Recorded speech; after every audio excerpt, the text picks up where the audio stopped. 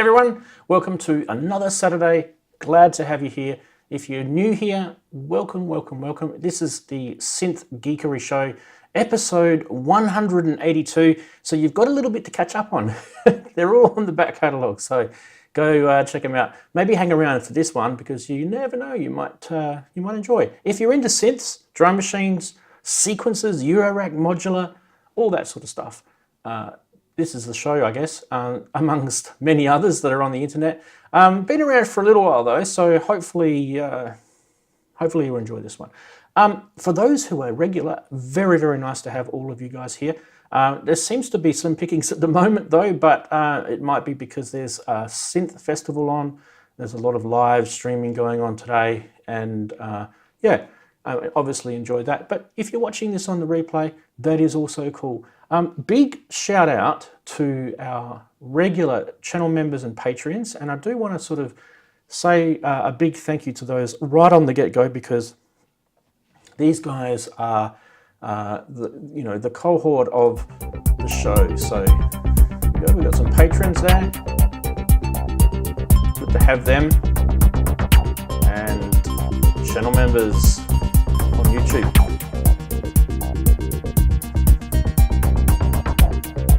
So we are very, very, very happy to have all of you guys. And not to mention too, our sponsor for the Name That Synth segment, which is Plugin Guru as well. That's it. So on the get-go. Now, if you're wondering, what does sponsorship get you? Well, it's not really sponsorship, it's just channel membership.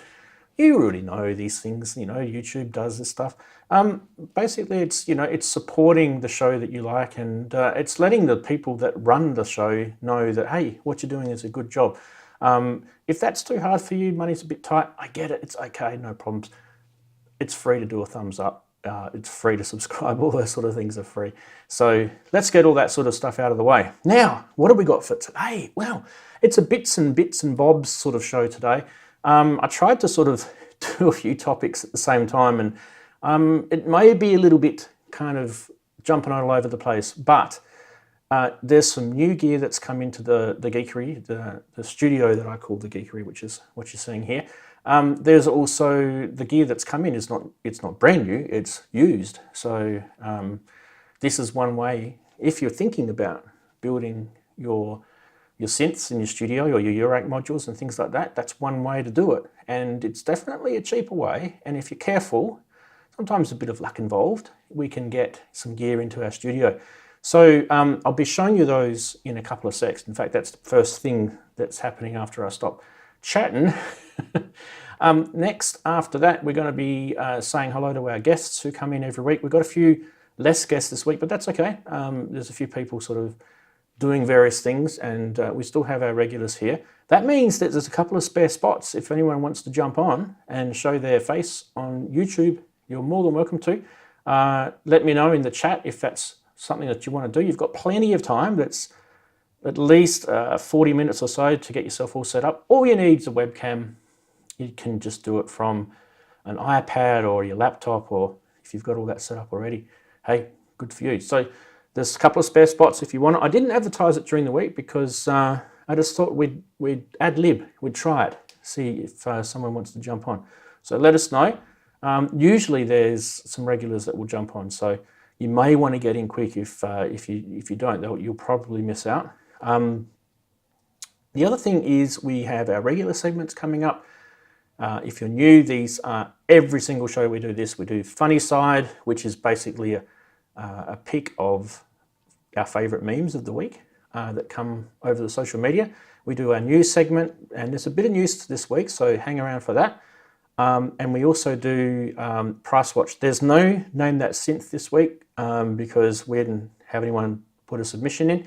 But there is a Name That Synth segment, so I do want you guys to hang around and watch that. And there still will be, the way I'm going to do it, there may be a prize given out this week for that. The chatties are here. Andy's jumped in and said, I'm here for a quick SynthPlex check-in and back to sleep. Yeah, you get some sleep, mate, definitely. You shouldn't even be up. Just go and enjoy your synth. your SynthPlex. We'll catch up on that on all the other channels. That's no problem there at all. Let's say hello to the small amount of people that are in. And look, I can see there's definitely more people on the channel watching than there are in the chat. So if you are actually lurking about, please jump into chat. I know sometimes it's hard to. You might be on a phone or you might be on an iPad or something like that, and it's sometimes hard to run the chat at the same time, or you might even be in your car watching this. Please don't have a crash. Don't laugh. I've had people tell me that they watch this show in a car. They swear to me that they don't look at it, they just listen. But anyway, hopefully you're not looking at your screen while you're driving. Okay, Andy's actually joined us, so let's cross to him. Let me grab him. Let me grab him up. Just give me a sec, Andy. I'm just going to quickly get you in on the layering. Where are you? Where are you? You're coming in on there. Sorry, one sec, mate. One sec. And then I need to put myself in there. And then we go, hey, is the audio working all right? This is hotel Wi-Fi, so you never know with this shit. So. Oh, wow. It does work. Let me get rid of myself in the corner there. Nice to have you, mate. So it's really early in the morning over there. It's probably just after 5, I guess, in the morning. Yes. And an hour for me. Tell us about what's happening today at SynthPlex in the US. Quick roundup on yesterday. It was amazing. I don't know if you guys approached the network, but Manny and I did a little tour with Marcus Ryle of the museum. Here's the official Museum pass if you paid on the cool museum with stuff they have. Marcus literally brought almost everything Oberheim ever to this section of the room. Even Stevie Wonder's Braille laid. Wow.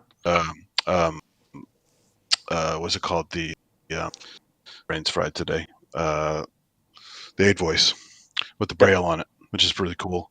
And a lot of really old gear, even the guitar boxes and effects and stuff, which is really cool. And then,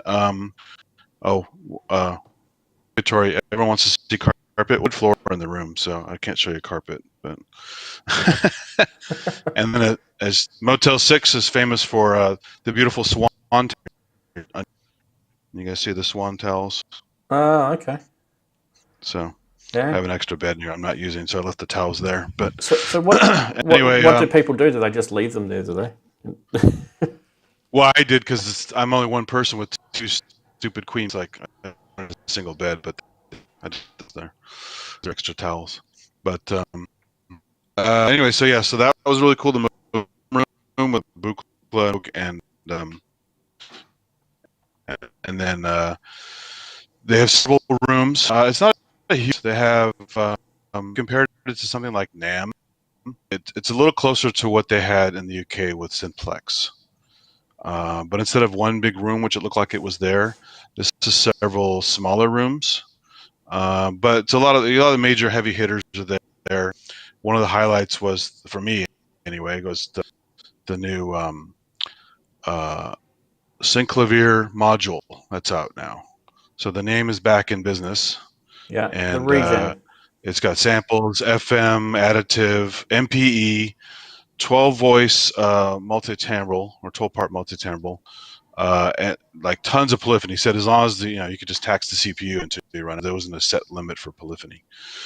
But he gave me some demos. It was pretty awesome. There's a guy who actually, so he knows how to tweak all this stuff. But so that was really cool. Of course, Dina and Michelle are there repping ARP and Moog, and Dina's did a emotional talk about her family and showed some footage, old family footage and interviews and stuff. That was really, really cool.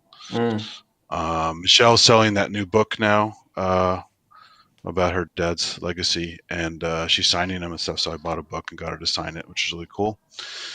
And then there's all kinds of, they have the circular keyboard there, the ARC.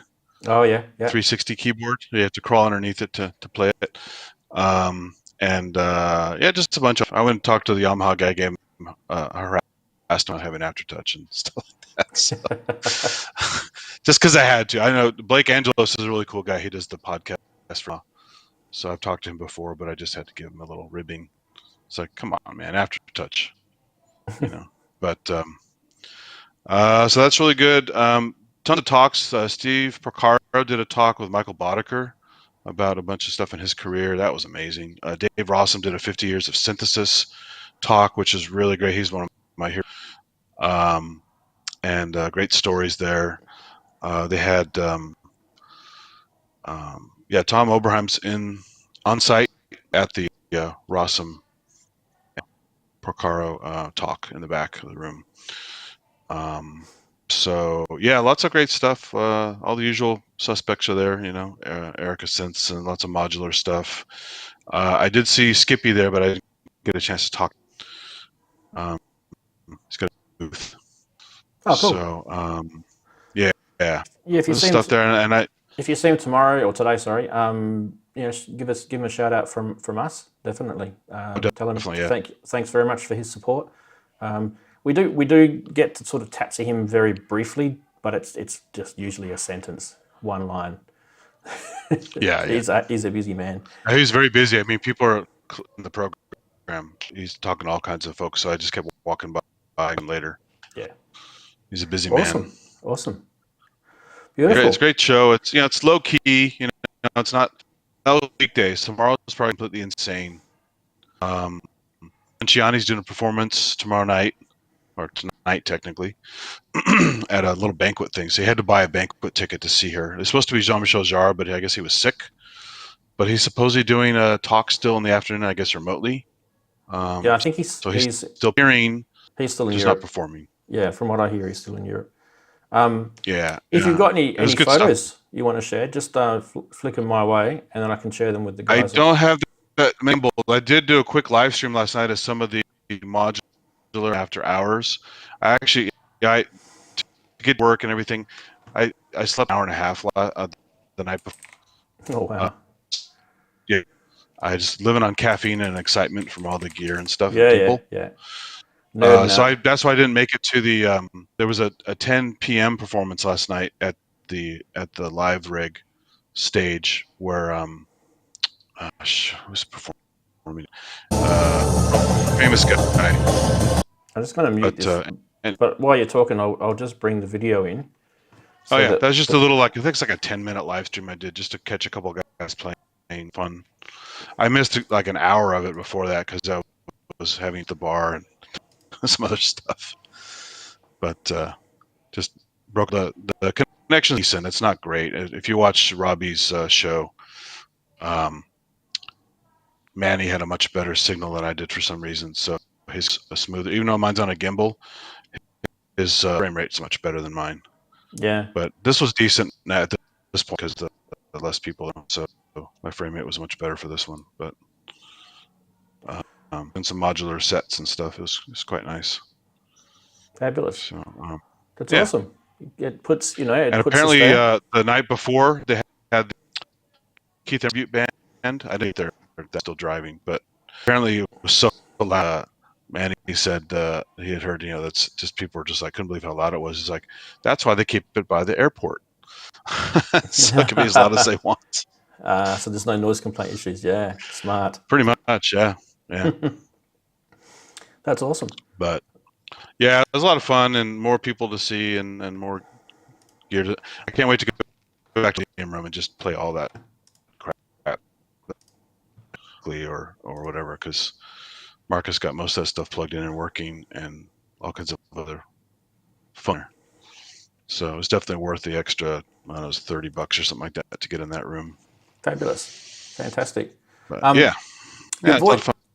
Your audio is cutting in and out a little bit, so people probably would have noticed that just a little bit. So but we can definitely make out what you're saying. So it's not your fault. It's hotel Motel internet. 6. You got to think Motel 6 Wi-Fi. Yeah. Yeah. Hotel internet. Nothing but cheap hotels.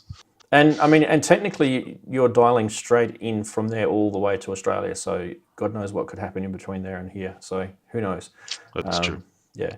Yeah. No, it's nice of you to get up early and give us a little rundown, and nice to see the little live stream you did. Awesome, mate. Thanks very much for that. Yeah. I'll have more stuff. I'm actually going to do through live stream on my gimbal either today or tomorrow. Just a nice, continuous walkthrough, just so people can enjoy the whole kind of virtual thing. Hopefully I don't get interrupted too much. So just like you're being there. Yeah. So I mean, at the same time, make sure you do enjoy yourself too. Like, don't just stuck behind a camera. Because one of the things that a few of the YouTubers I've met have gone to these events and they've said, I actually didn't get to experience the event because I spent the whole time behind a camera. So long time ago anymore. I'm very much in the moment and will enjoy myself, but it is fun to have it as a document. I mean, even for my own selfish reasons. And because it makes it so much easier. I'm editing it. I just stream it and leave it up there, and it is what it is, and that's going to too. So definitely. Awesome. Yeah, so that's one way. Plus, I got to do a damn hardware jam this week, and I haven't do yet. So I bust out the OE and do something. So yeah, well, I don't know how you guys do it. Then again, I do have 3 kids, so they tend to chew up most of my spare time. And you know, of course, yeah. I don't have kids. I don't have a wife, and I don't have pets, so I have a lot more free time than some people do. Yeah, even though work kicks my butt. So yeah, there you go. It's awesome. Okay, I'm gonna leave you to it, so because I need you need to go and get yourself some sleep. Yeah, I don't want to eat up all your show, so sorry for yakking so long. I appreciate you dialing in. So. Awesome, mate. Nice to hear you, and enjoy the rest of your day. Thanks. Good on you, mate. Bye, everybody. See you, everyone. See ya. Right, we're going to go back to, what are we going to do? We're going to go back to the chatties to see what they've been up to. Thanks very much, Andy. Okay, so what did we do? What did we chat about? Nice to see a little bit of information coming in from the US, because that SynthPlex show is, you know, it's definitely something pretty cool. And as I guess next week we'll do a wrap up of it. We'll probably get some information in from the various people that went to it and show you guys some photos and whatnot, and bring all that in. Now, okay, let's get back to normality, or abnormality, maybe we should call it. Okay, so what was new that came in this week for me, going across to the PTZ camera, and if I bring that up correctly, I just need to pan it across a little bit, sorry. PTZ, go across. First module that came in new for me during the week was marbles. So yes, it's new, old. There it is there, marbles. Marbles is something that, well, a couple of the guys here have one. It's basically a kind of sample mangler, and it's pretty ingenious actually, and it's been around for a while, and people know it, and people have heard it, and it's probably been in some pretty amazing records already. But it's just one of those modules that if you don't have one, you really don't know what you're missing out on until you get it. And I'll be dead honest with you guys, I have not even touched it other than plugging it in and turning it on. So that could be very interesting. That could be very interesting indeed. Right, so that was the first one that I got. And the next one that I got, and it was just purely because I've just wanted to get one of these, and it's going to be right over here. It's very hard to see, and that is the little 2HP tuner module over here. Now, I've got a couple of quantizers already. I've got the Clavis Quadigy, I've got the ADAC system quantizer, but yeah, they all kind of do things a little bit differently. This one has a kind of very simplistic way of tuning and quantizing, I guess. So in that case, what I thought we'd do, because this show this week is episode 182, and of course, being episode 182, we can't really go past the fact that you've got the Roland System 100 182 module sequencer, which is this is a Behringer clone, but they did a pretty good job of this. They had the pretty decent sort of replica with the electronics and everything in this. And from what most people tell me, it's you know, functionally it's similar to what the original System 100 is. So I thought we'd check a little bit of that out. We've checked it out before, but hey, why not check it out? Because it is episode 182, and not often do we have a episode which actually corresponds to a synth or a sequencer or a drum machine. So That's pretty cool. Okay, so without further ado, what should we do? What should we do? If you can hear some noise in the background, I need to tell my family to shut up. They're making so much noise in the background. Okay, so what I'm going to do is I'll see if I can get this thing firing. I need to get Ableton up. And if I start this thing, it should fire. Okay, it's definitely fired. Now, why hasn't that started the sequencer? Probably because I need to do the trigger as well as the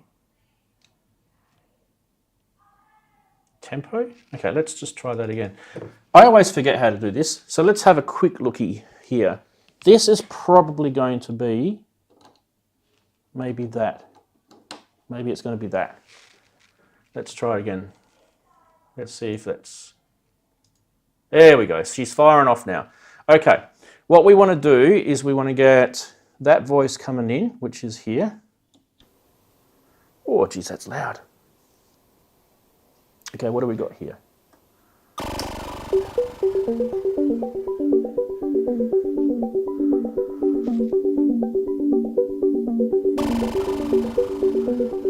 Let's turn some of these other noises off.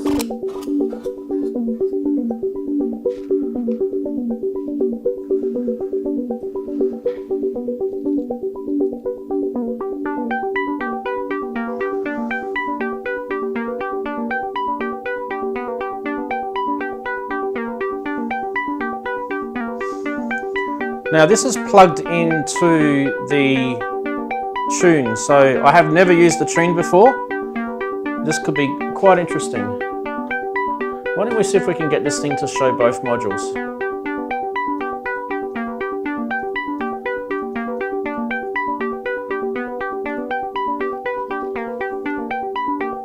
All right. This could be a little bit dry.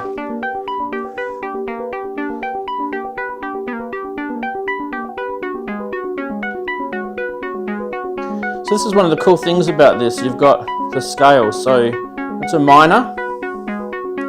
So if we use the sequencer, let's use the sequencer just to do 4 steps, right? Just to keep this.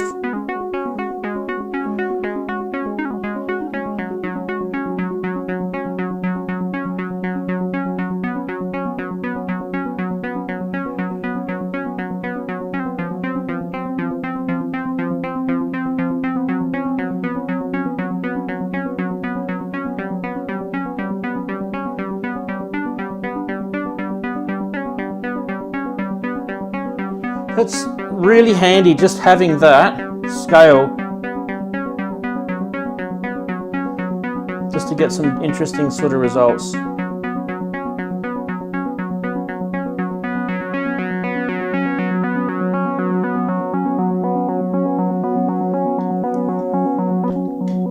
Let's do a saw.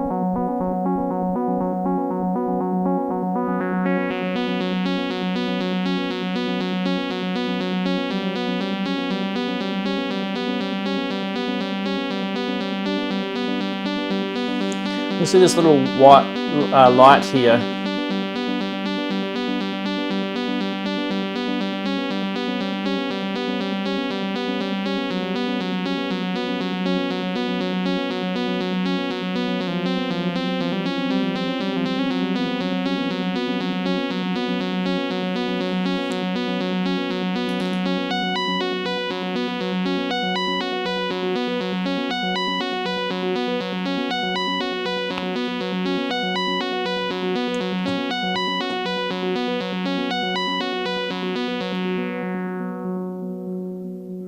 Okay, let's see if we can get this thing... right, so one of the cool things about the sequencer is it's either 8 steps or 16 steps, so you can run it in parallel or series. So you can see just here, there's a parallel and series switch just to the right, and if I switch it over there, it'll run through the left-hand column first, and then it will go and finish off the second column of the 8 steps. So you can either do that, or you can have a second output controlling another module at the same time. So let's just do the 16 steps just to show you.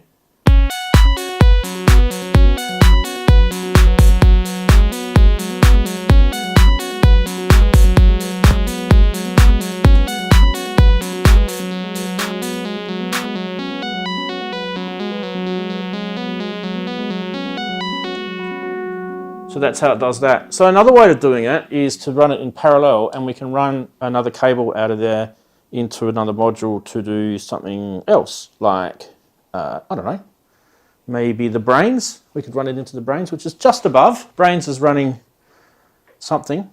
So we use CV out 2 into voltage per octave in the brains. And I don't know what this is going to sound like. It's probably going to sound like arse, like most of my stuff does.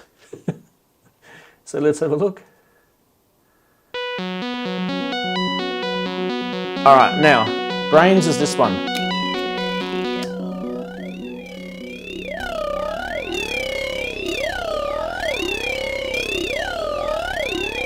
Oh, interesting. I've got the formant thing going on.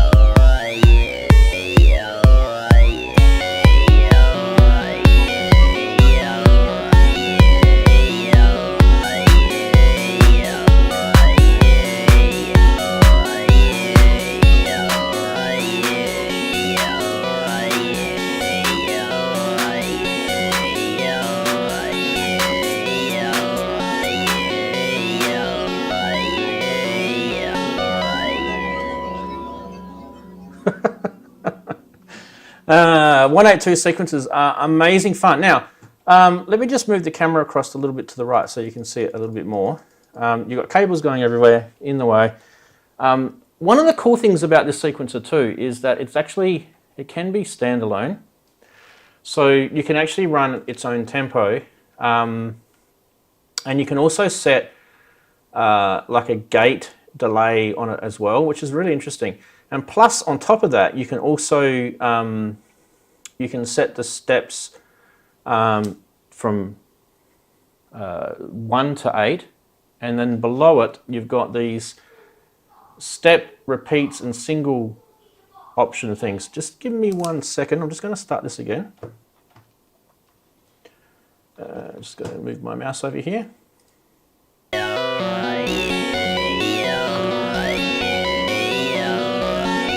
Going to go across to here, sorry.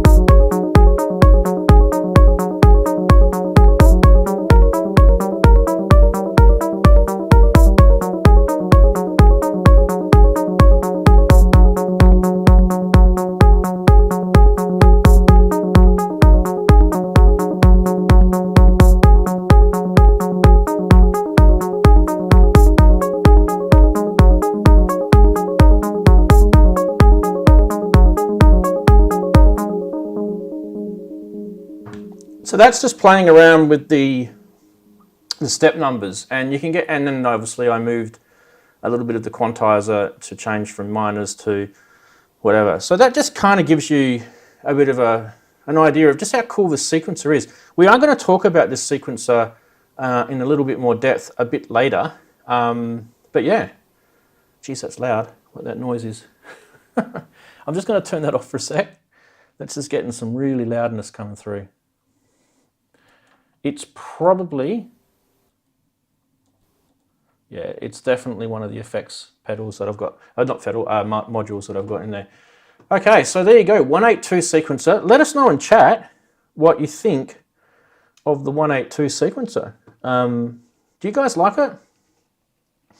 Future World Machines said that he had a lot of problems with the 182 sequencer. Sometimes it would just randomly hit a wrong note about a semitone above or below. Now I know exactly what's causing that, and that usually is something to do with the CV input on the module in question. So sometimes if you're using a quantizer, that will get around that problem, and sometimes if you're using a quantizer, that may actually cause that problem.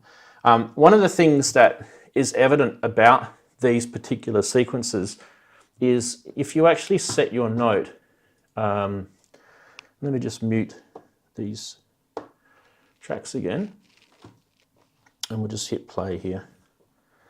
So we'll get into that sound again, sorry.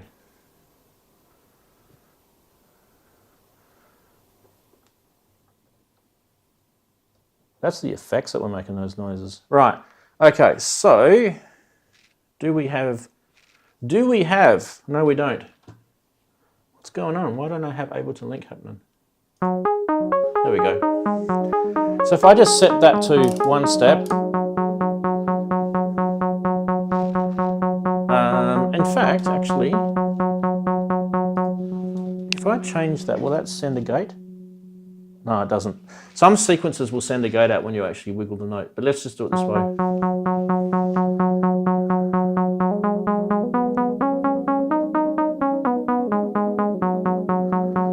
Okay, the quantizer is manipulating the tuning so that it's getting a proper, division of a volt per octave on that. But if I come straight out of this and into the and bypass the quantizer, so I'll pull the quantizer out and I'll just go straight out into the actual oscillator, you'll see the difference.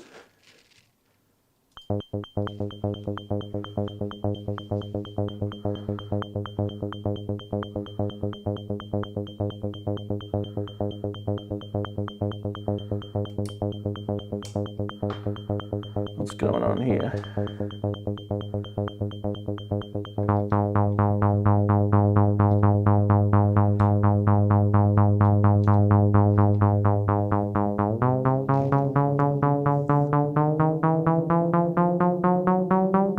See?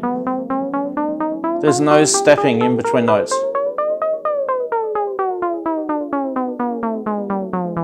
It's just pure analog, right?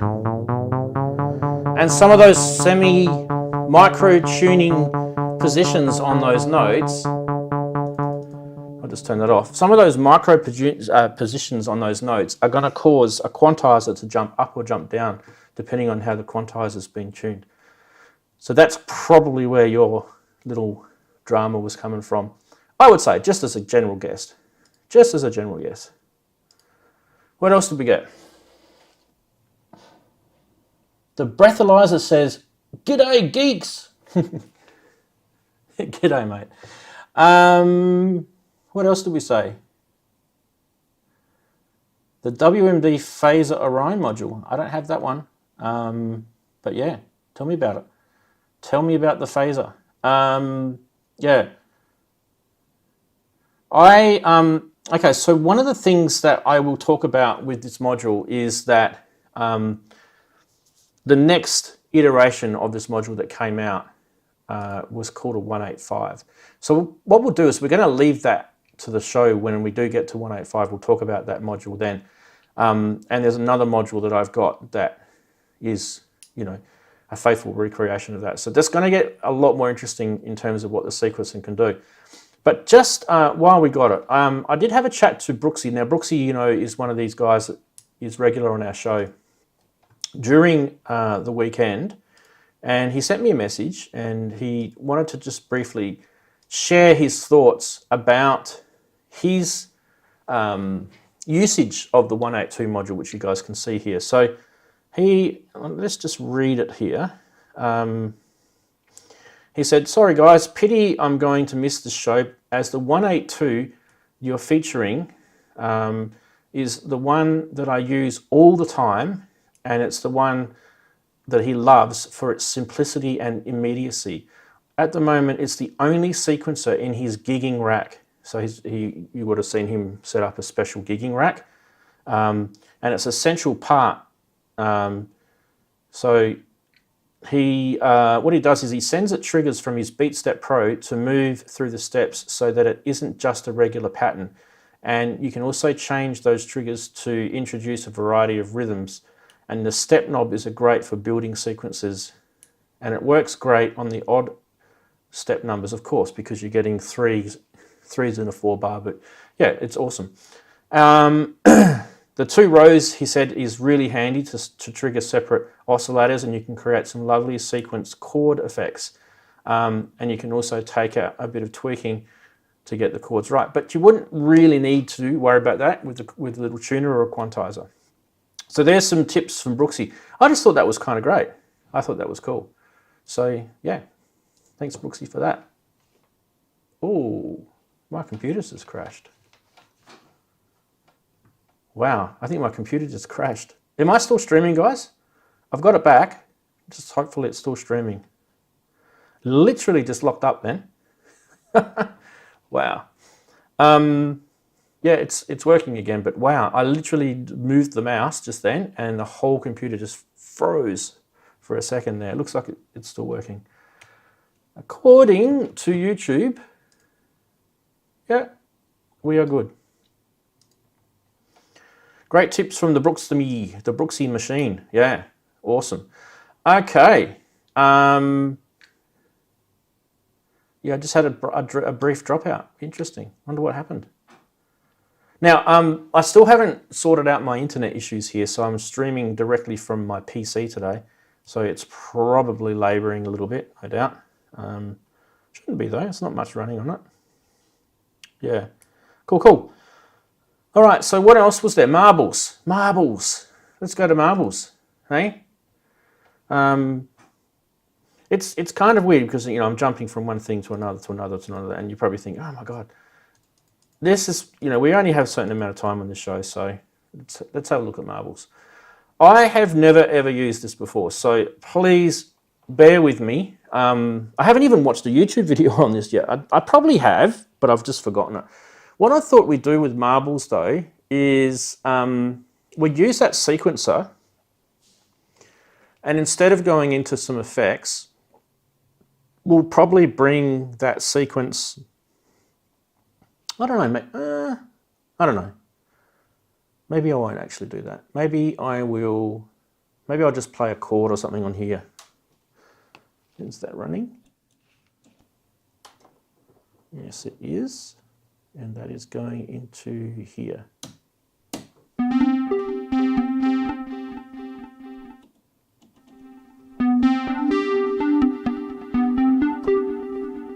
All right. Can we get marbles to, I'll just turn myself off in the corner. We don't need to see me moving about. Hey. Can we get marbles to play ball? What do we do with marbles? So, okay, I don't know. We need to give it a clock, right? So we have to give it a clock somehow. And I do have a clock here. What's the best way to give it a clock? Maybe I can clock out of, let's see if I can do that. If I clock out of that sequencer, there is a trigger out and there's a gate out. We'll trigger out, clock in. Let's see if that plays ball. Okay. Let's start the sequencer anyway, see if that actually works.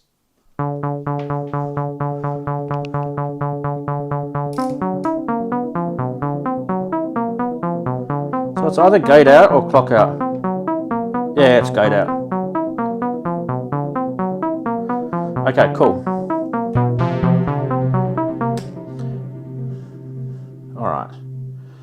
We are now going to bring the sound of that into marbles. So we'll take that out. And we'll take patch lead from marbles. Now, we need the input to come in somehow. So, right, what we're going to do is we are going to grab the marbles manual. I'm going to have a little look at it because I have no idea what to do to start with. Why is that gone all blurry? Go blurry. Don't go blurry. Hello? Weird. Camera locked up. All right. Hello, JDXI. By the way, do you work?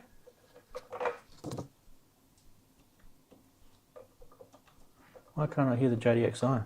Don't know. Weird. Very strange indeed. Shift.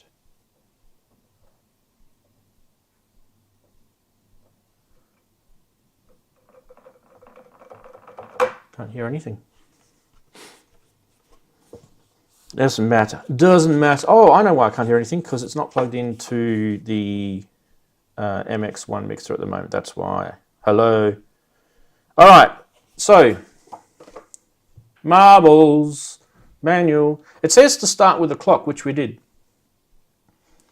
Okay, but what we want to do is we want to work out what all the little plugs and everything do on this, right? So, external clock gate. Yep. Okay. Deja vu is grounding voltages. X generator. Okay,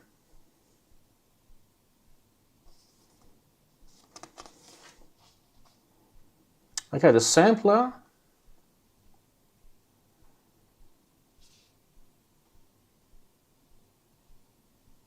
XY generator.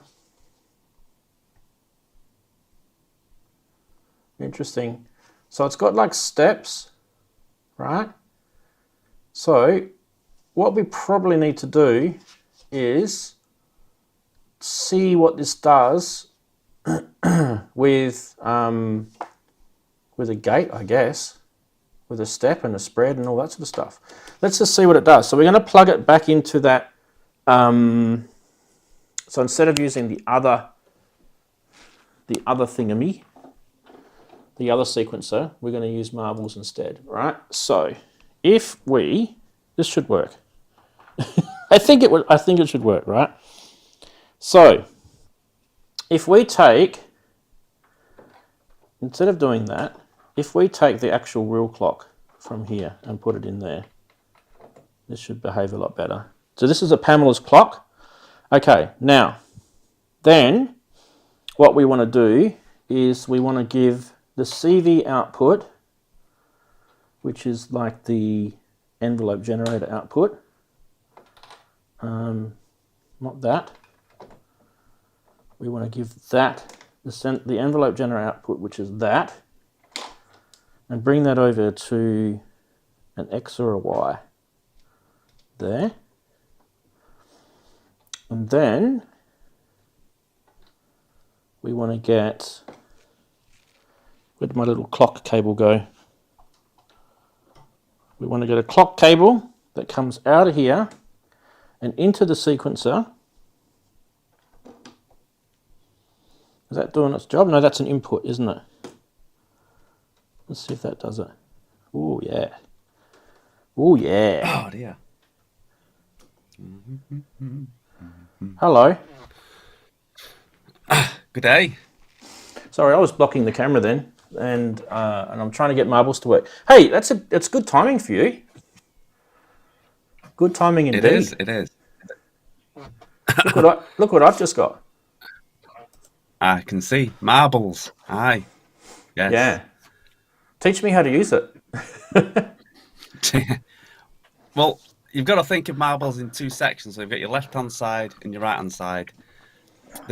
On the left-hand side, the T is firing out gates, the T side, and on the right-hand side, it's firing out random voltages between, I think it's 0 and 5 volts, so 5 octaves.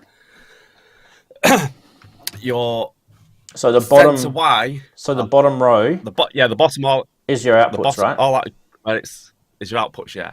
Yeah, okay. The cool. Y is a constant smooth, clocked out. There's no jitter to it, although there is ways you can alter that. Yeah.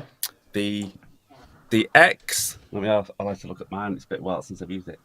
The X is think of it as a random voltage generator as basic, but then it gets much more complicated than that. So if you're which side are you on there? Yeah, can't see. Keep your deja vu at 12 o'clock. Yep. Yeah, deja vu's at 12. Yeah, your rate. If you're on, I can't tell on the screen. Are them? You know where you've got your buttons? You've got red. Is it two red, orange lights are on, or are they green? I can't tell from here. Is it green? That one's red In the and centre that where one's your lamp green. is. Oh, here? Right, we'll put them all to green. Yeah, put them all to green. It's just easier to start off with. Okay.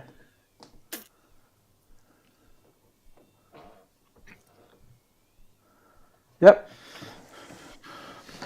Right, sorted. You've got to think of this. Most of it, if everything's at 12 o'clock, then it's set because it's everything that goes anti-clockwise does something, and when you go clockwise, it does something. If that makes sense. Okay. Right, so if you're firing out a gate, are you firing it into anything yet? Not yet. So if this you fire a gate out, all right. So this is this yellow one is my envelope generator. So where do I put that normally? Well, that's on an out one there. You've got it on. Yeah. Yeah. So it doesn't matter which one those are? It does have its... No, it doesn't. The two... It's hard to explain as to why you need the manual for it, haven't you? Yeah, I've got the manual in front of me, yeah. Yeah. The two... I can't... The two either side of the X... Is it X? No, sorry, the T side. Are like... They're... Imagine, you know your Doepfer clock, where you multi-clock out? Yeah. They're clocked divisions from that centre one. Yeah. Right. So if you fire that, it's best just to because it has its own clock. When you're in this mode, you don't need to put a clock in if you didn't want to, unless you're actually firing it off. I'm firing it off from PAMS, yeah. Yeah. The purple cable there's the PAMS, that one. Right. Okay. Sorted. So if you fire that clock off, if you just start a sequence going, because it should just randomly be popping sequences now. Like I say, it's a bit like it's a cross between a Turing machine, a random sequencer. Yep. But it does quantize. Okay. All right. Let's see if I can get some notes out of this. So.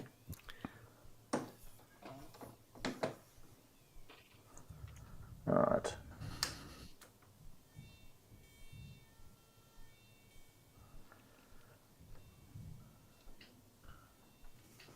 Not getting anything.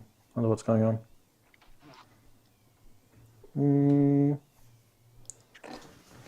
Why don't we do this? CV out. So the sequencer to the left. Sorry, I was getting in the way. The sequencer to the left is the little 182.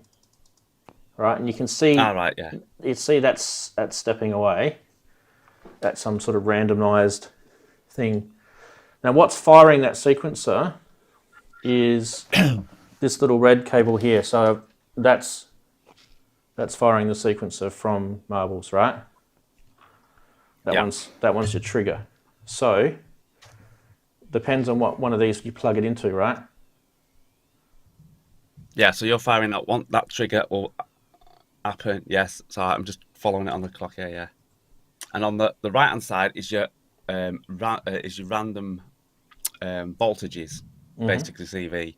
So next to you, so either side of your X side, should I say? Yeah. So that'll be firing out. So that's for that's for pitch. CVs. That's for pitch. Yeah, for pitch. Yeah. Yeah. So if I don't want to have the sequencer fire out the pitch, because that's what that job is. Yeah, you don't need to. I can just use marbles for that, right? Yeah, yeah.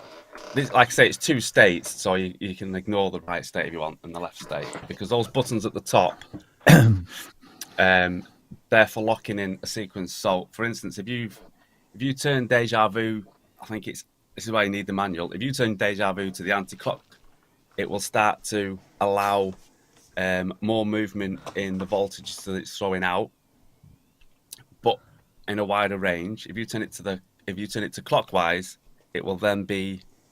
Even I need the flipping manual. It's that long since I've used it. Where's my manual? What do the buttons up the top do? It says the T button, the T generator. They're freezers, for locking it. So, for instance, if you can lock in a trigger sequence but still vary the pitch. Yeah. Or you can lock in the pitch, so it still. How do I explain? It locks in the. It freezes the pitch or the trigger. Yeah. Yeah, I know what you mean. Yeah, but it freezes the loop. So if you've got a loop going, it'll freeze that loop, but then you can alter the pitch or vice versa. Okay, that was me hitting the keyboard. Sorry. All right. So what I want to do to make this simpler is, instead of going through my quantizer, I'd say just strip it back. Yeah, just strip it back and play marbles into a sound source, and that's the best way to get to know it. All right, so I've got. And then you can start. I've got CV on X1 there, because there's X1, X2, X3, right? Yeah. And then I've got gate will be on T1. Okay, so we've got T1 and X1 happening. So that technically should send off sounds. Let's just check it. How come I'm not getting any sounds? Oh, I know we're not getting any sounds, people, because this.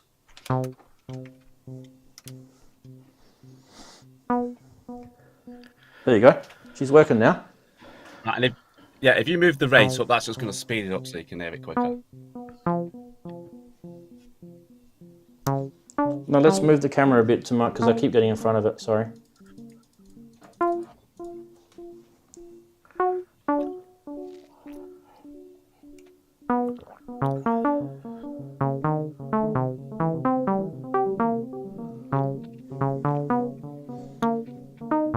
So spread is basically like an octave spread, right? Yeah. So that will spread it. And steps is how many steps it is? Yeah, steps is like I say, if you go, it'll pick out, because you can alter the scales. I'm not the best of explainers actually, because it's like I just do it. Yeah. You can you pick just out the fiddle. spells. Yeah. Well, you're gonna end up doing this all week, I think. To change your scale, your button where it just underneath spreads. You see where it's green? It's underneath spreads. The button just underneath spread. Bit up. That button there. You hold that for 2 seconds, and it will start flashing. Just keep hold. You'll see it start flashing. Right. Now move it, because it only lasts for 2 seconds. No, the button, you have to press the button again. It stopped. You have to hold it for 2 seconds. It starts flashing. No, and then you press that button again, Ranz. Oh. No, the button. Yeah. Hold that for 2 seconds. Yeah. When it starts flashing, then press through it, and that takes you through scales. Okay, So gotcha. Each of the colours are different scales. So a long green flash is major. A long orange flash is minor. I think it's about 6 scales.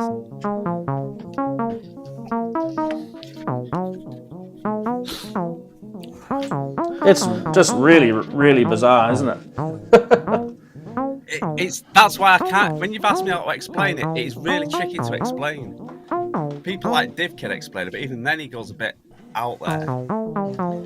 Bear in mind though, this is the first time I've actually used this, so I'm looking like a complete and utter, idiot right now. But everyone who buys something new, they're going to go through this scratch your head moment, right? Let's turn that off because it's annoying me. Turn your steps. I was going to say, turn your steps to clockwise, and that will start to quantize. Your steps that way. Yeah. Yeah. Yeah. So from 11 o'clock onwards, it starts quantizing.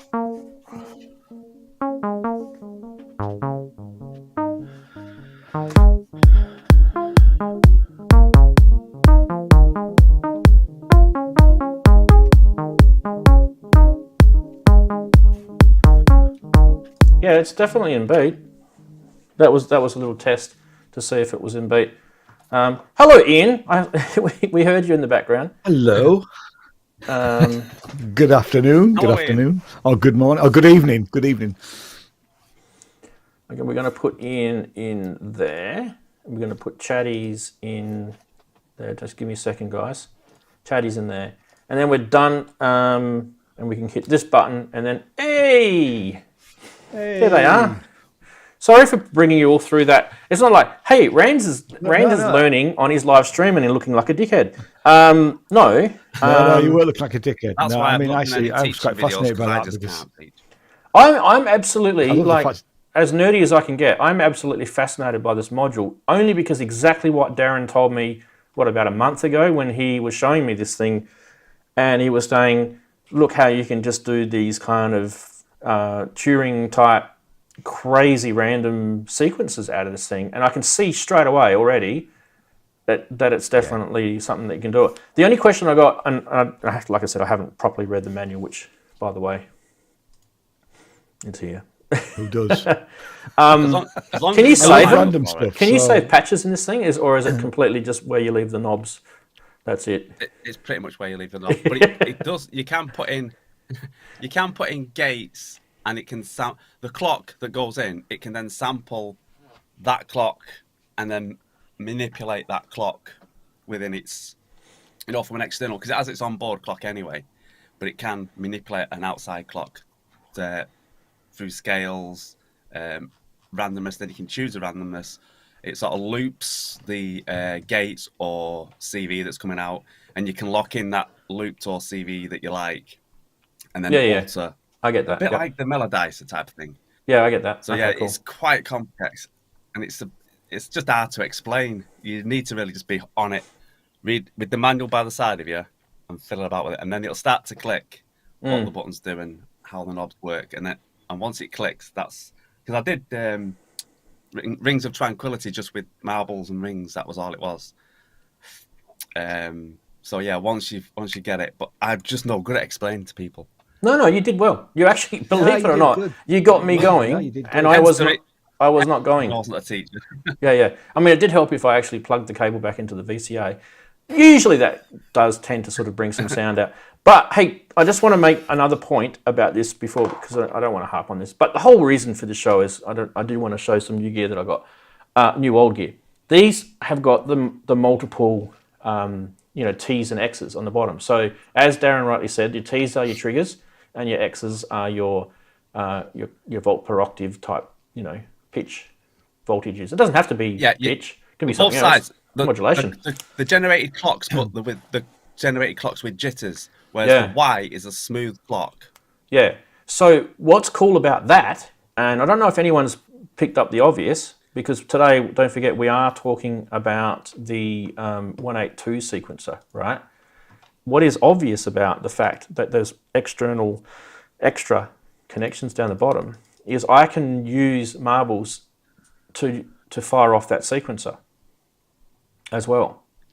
Because that sequencer only needs a clock or a trigger, right? That's all it needs. And I can use the T2, the T3, or the Y to fire off the sequencer. So don't forget, I've got that kind of formant thing going. Do you want to just see what it's like? Should we put... Just play with it. Should we put... go for it. So we already had the 2600 playing before, right? Which was this. That's a 2600 oscillator, right? Why don't we bring a shorter cable that's a shorter cable. So let's use T2, right? This one. And we're going to go into trigger in. And that should fire the sequencer, which it has, right? And then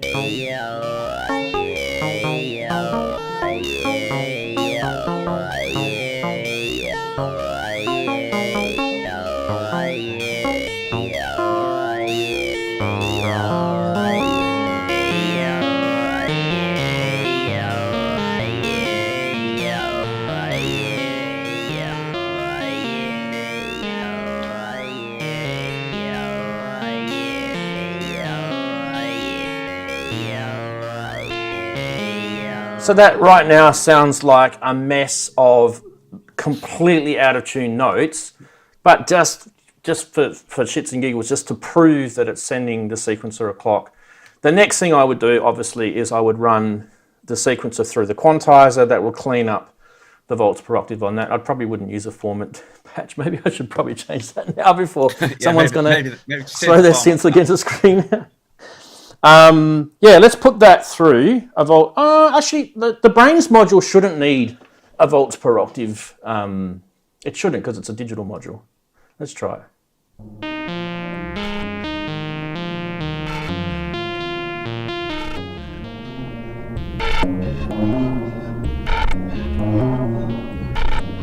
Some interesting effects there. It's getting nicely weird. That's clouds doing that too. Why don't we do this?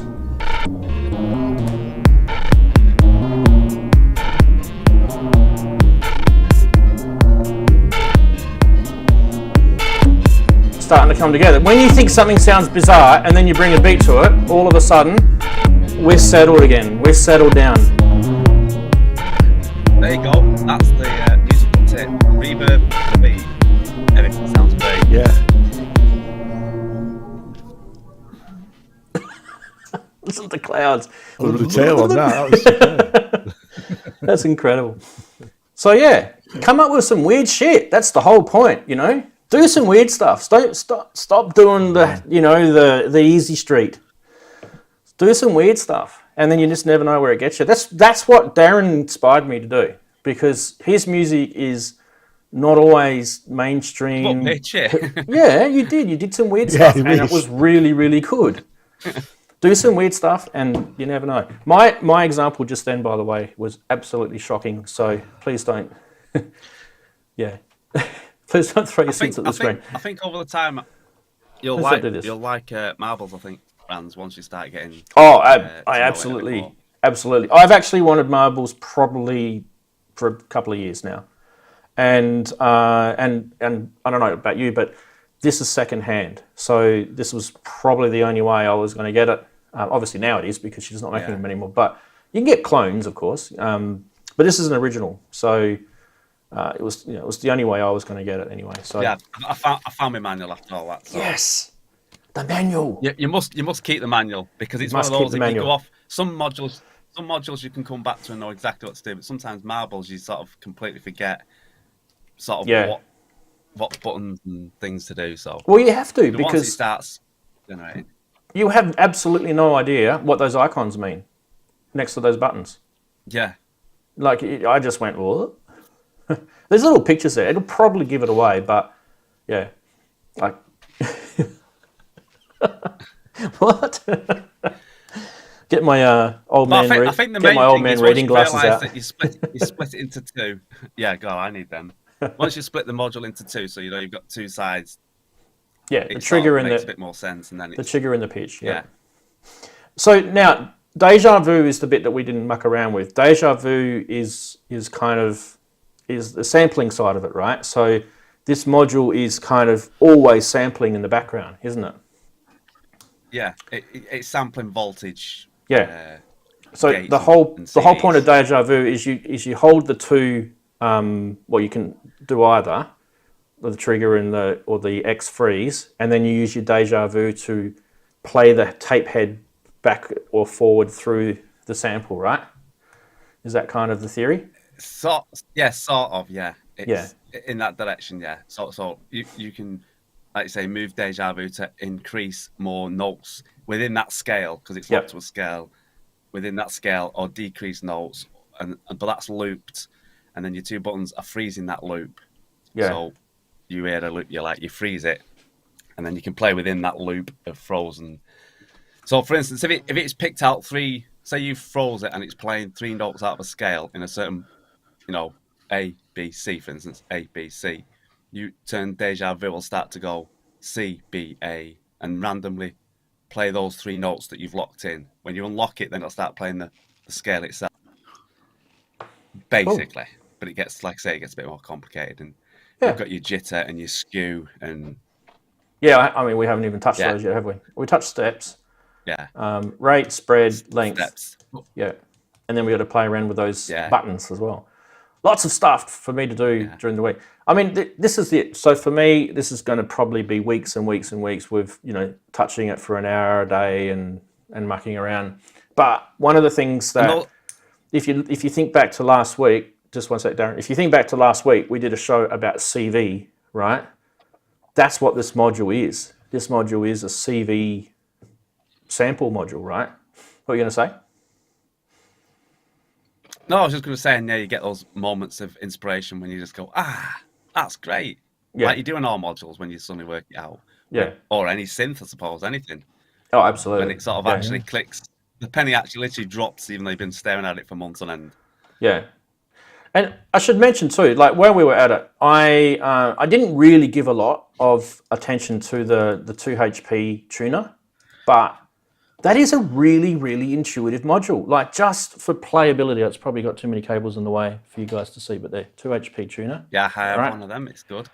Because of the scale thing on it, it actually makes that module a playable module. You can sit there with your sequence going through it and just rotate the scale, and you can get kind of different sort of notes popping out of the back of it, which just makes things really interesting. It doesn't have this boring sequence just going on and on and on forever.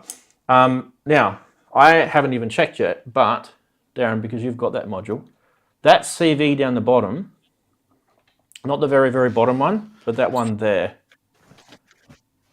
the second to bottom CV, is that something that I can automate the scale with? Yeah, I am sure you can. Yeah. I haven't done it myself, but I'm so sure you can send like an LFO into that. Automating it, yeah. Yeah. That is super cool. I'm sure it's fair. Yeah. By the way, for anyone who wants to throw their synths at the screen because I haven't got any screws in these 2 modules, they're literally sitting in there unplugged at the moment because, I just chucked something in there for now. In that spot was the big 960 sequencer earlier today. So yeah, anyway, that's it. It's just after the hour, so we probably should shut up about that crap. One other thing I was going to talk about briefly. Last week we talked about CV recording, right? And I said to you guys, if we get a chance, I'll look at doing it on the show this week. We're not going to have time, I don't think. We might after the segments, but what I thought I'd do is just quickly show you that I have been trying my best to sort of learn this side of the world. Now, if I go to, where are we? The CV stuff. Yeah, don't save. Go away. Okay. Did Ableton just crash? It did. Wow, Ableton. Just love it. Aren't you a little shit? Is that on the Mac? Yeah, it just crashed. Just crashed. It just crashed. Look at that. It does. I mean, when I used to have it, it occasionally would crash. It's not on that uncommon. Anyway, just to show you guys, and I can't really prove it because I didn't do it in front of you, but I've been playing with this CV recording during the week just to sort of have a muck around with it. That's what I need, my keyboard, because I can zoom in, can't I? If I go, is it Command Option 8? Hey, there we go. And so here you can see that I've got a sawtooth LFO that I've recorded as a clip, right? And if I scroll down here, there is the sawtooth LFO. that it recorded. Now this did this through the Expert Sleepers DC coupled, I should mention, DC coupled, and we'll talk about that in a sec, module which is called ES8, the module. You can use an ES9 and there's an ES6 I think as well. There's a few Expert Sleepers module that do this well. But yeah, the whole thing kind of blew my mind, because what am I looking at here? I'm looking at a waveform, right? But that was actually a voltage coming through. And if you look at that particular channel, which was the ES8 channel here, yeah. So down the bottom here, if I do this thing again, oops, see this little DC thing here? So that's your DC couple thing. So if you're using a DC coupled interface and you're just recording audio through it, you'll see on your levels here, it's not showing at the moment because I haven't got the ES8 plugged in, they'll be sitting up around 36 on there. You'll see you're thinking, wow, that's noisy, right? You'll think, wow, that's noisy, but it's not. That's because the module, the actual audio interface itself is DC coupled. So if you click that there, it knocks the DC coupling part of that audio interface out, and it does your filtering, your standard filtering, which a lot of audio interfaces do. But if you turn that off, then that gives you the ability to do the magic and record, hey, where's it gone? There we go. And record waveforms, which are electrical waveforms, which is friggin' cool. And it's the first time I've actually done that in Ableton, because I don't know if you guys know, but Ableton hasn't had DC CV sort of tools in it for a while. Like it's only been recent couple of years that they had DC CV tools in it. Before you had to use things like Silent Way, so you had to get like a plugin, a VST plugin that does CV recording. Silent Way was one of the most popular ones out there, which is pretty cool. But a lot of people thought it was very convoluted.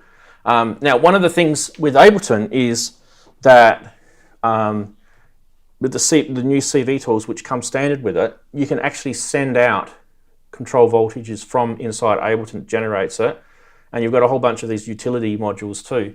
So, like, you can send out LFOs, modulations, envelopes, all sorts of stuff. You can send it out back into your modular, and your Expert Sleepers module you just pick a port on that module, what you want to send it to, and you just then plug your little patch cable into it and plug it into your module, and away you go. It is brilliant. It's actually really, really cool fun.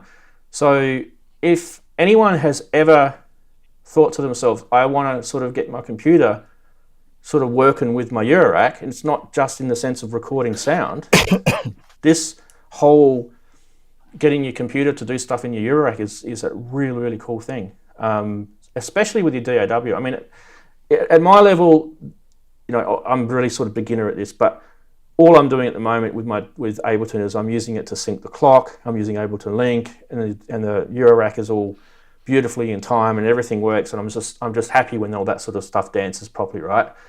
But now I'm thinking, wow, hang on a minute, I can send control voltages in as well, and I can do some really cool stuff. You can draw your own waveforms with the pen tool. It's cool fun, right? It's really, really cool. Darren, have you tried that yet? Actually, no, I don't think you can. I'm you? unable to. No. Yeah. No, I can't. No. Yeah. So CV recording, right? Who would have known? Recording control voltages. It's still, look, I think it's voodoo magic, Ian. I really do. Like, I'm thinking, what? Hang on, that's not audio, that's voltage. What? Hang on a minute. Are you kind of the same way? I'm thinking that, but it seems to work. I don't know. I've done almost nothing with CV over the years. So I'm not really, not really up to speed with any of that sort of stuff, really, because I haven't really needed to. It's only the last probably couple of years that I've had even synths that have got sort of a CV out. Yeah. So. Okay, so what I'm going to do is let me have a little bit more of a play, so I kind of get a little more comfortable with the whole CV world in Ableton and Expert Sleepers working. One of the things I couldn't work out how to do was, during the week, did I tell you guys I had to make a new ribbon cable? I think I told you about it, didn't I? So what are these? Where are these things? Ribbon cables. You guys know what I'm talking about, don't you? Got one here. Aye. Was this? These things. Sorry. Ribbon cables, right? These things. Cool. You make your own? I had to make my own for a couple of reasons. Number one was for me to get one in quick time. It would have cost me a lot of money with postage and stuff like that and freight. But I just went down to the local electronics store and bought it's just a metre worth of flat cable and the crimping tool and the IDC connectors, and it literally took me 2 seconds to make. It was that easy. So, yeah. Really cool. One little gotcha is if you are making your own ribbon cables for Eurorack, just make sure you set your red stripe to where the little pin 1 marker is, and it's pretty easy to work out where it is. It's like a little triangle on the plug, so you can't really miss it. And then you just make sure your red stripe on your cable is sitting in the same spot as that, and then you just squash it in with the crimping tool. It's done. And I was actually surprised how easy it was to make ribbon cables. So that was like a new thing for me during the week. The last time I made a ribbon cable was friggin' like, I don't know, maybe it was the 90s, and I had to repair an old hard drive cable, like an IDE cable. So it was a long time ago. So yeah, I'd almost forgotten how to do it. But I'll grab the crimping tool and all that sort of stuff. I'll show you guys that in a sec once we sort of get to the other end of the show. So as I was saying, so I had to make an extra longer cable for the ES5 module that goes with. In fact, I should be able to get the camera to show you guys this. Let's do that. So the ES5 module is an extender for the ES8, right? The ES8 is the audio interface. Okay. Now, here we go. You can see both of them now. So let's just go slightly more to the right. So there's the ES5 there. Okay. And there's the ES8 up there. Now the cable that came with the ES5 when you bought it was like literally that long. Like literally that long. Because it expects it to be sitting next to the next module. It's like expecting it to be next door. But in my case, I haven't got room for it, so I had to put it down here. Now what that does, by the way, if you're wondering, is that gives me, if I lose 2 outputs on here and I get 8 here for CV gate, what do you got? CV gate and some other stuff, basically gates, the most important ones that I want from that. And that's going to be hell cool if you're mucking around with your computer and you want to send gates out with some crazy. You can use audio to send gates out. So you could literally grab an MP3, your favorite song, and play that, and using the CV tools, map that to one of those ports, and it will literally gate based on the dynamics of that. It's insane what you can do. So just think outside the square now with all this cool stuff. Yeah. Anyway, so that's where I'm heading with that stuff. It's really, really nerdy. Sorry, guys. It's like getting super nerdy. No, that's cool. Really interesting. Yeah. Right, shall we hit the main show? I think we should, people. Cool. Why don't we start off with our greetings, actually. We'll start off with, because Ian's been such a good lad and been waiting patiently. How's your week been, mate? Yeah, it's been good, actually. Yeah, put a video out on Monday, which is the first part of the interview with the guy from Hell by Trees, this sort of talk band, which was, it's quite interesting. What else have I been doing? I've been sampling the SR16 that came in last week, and I've been putting it into the Roland TRS-8,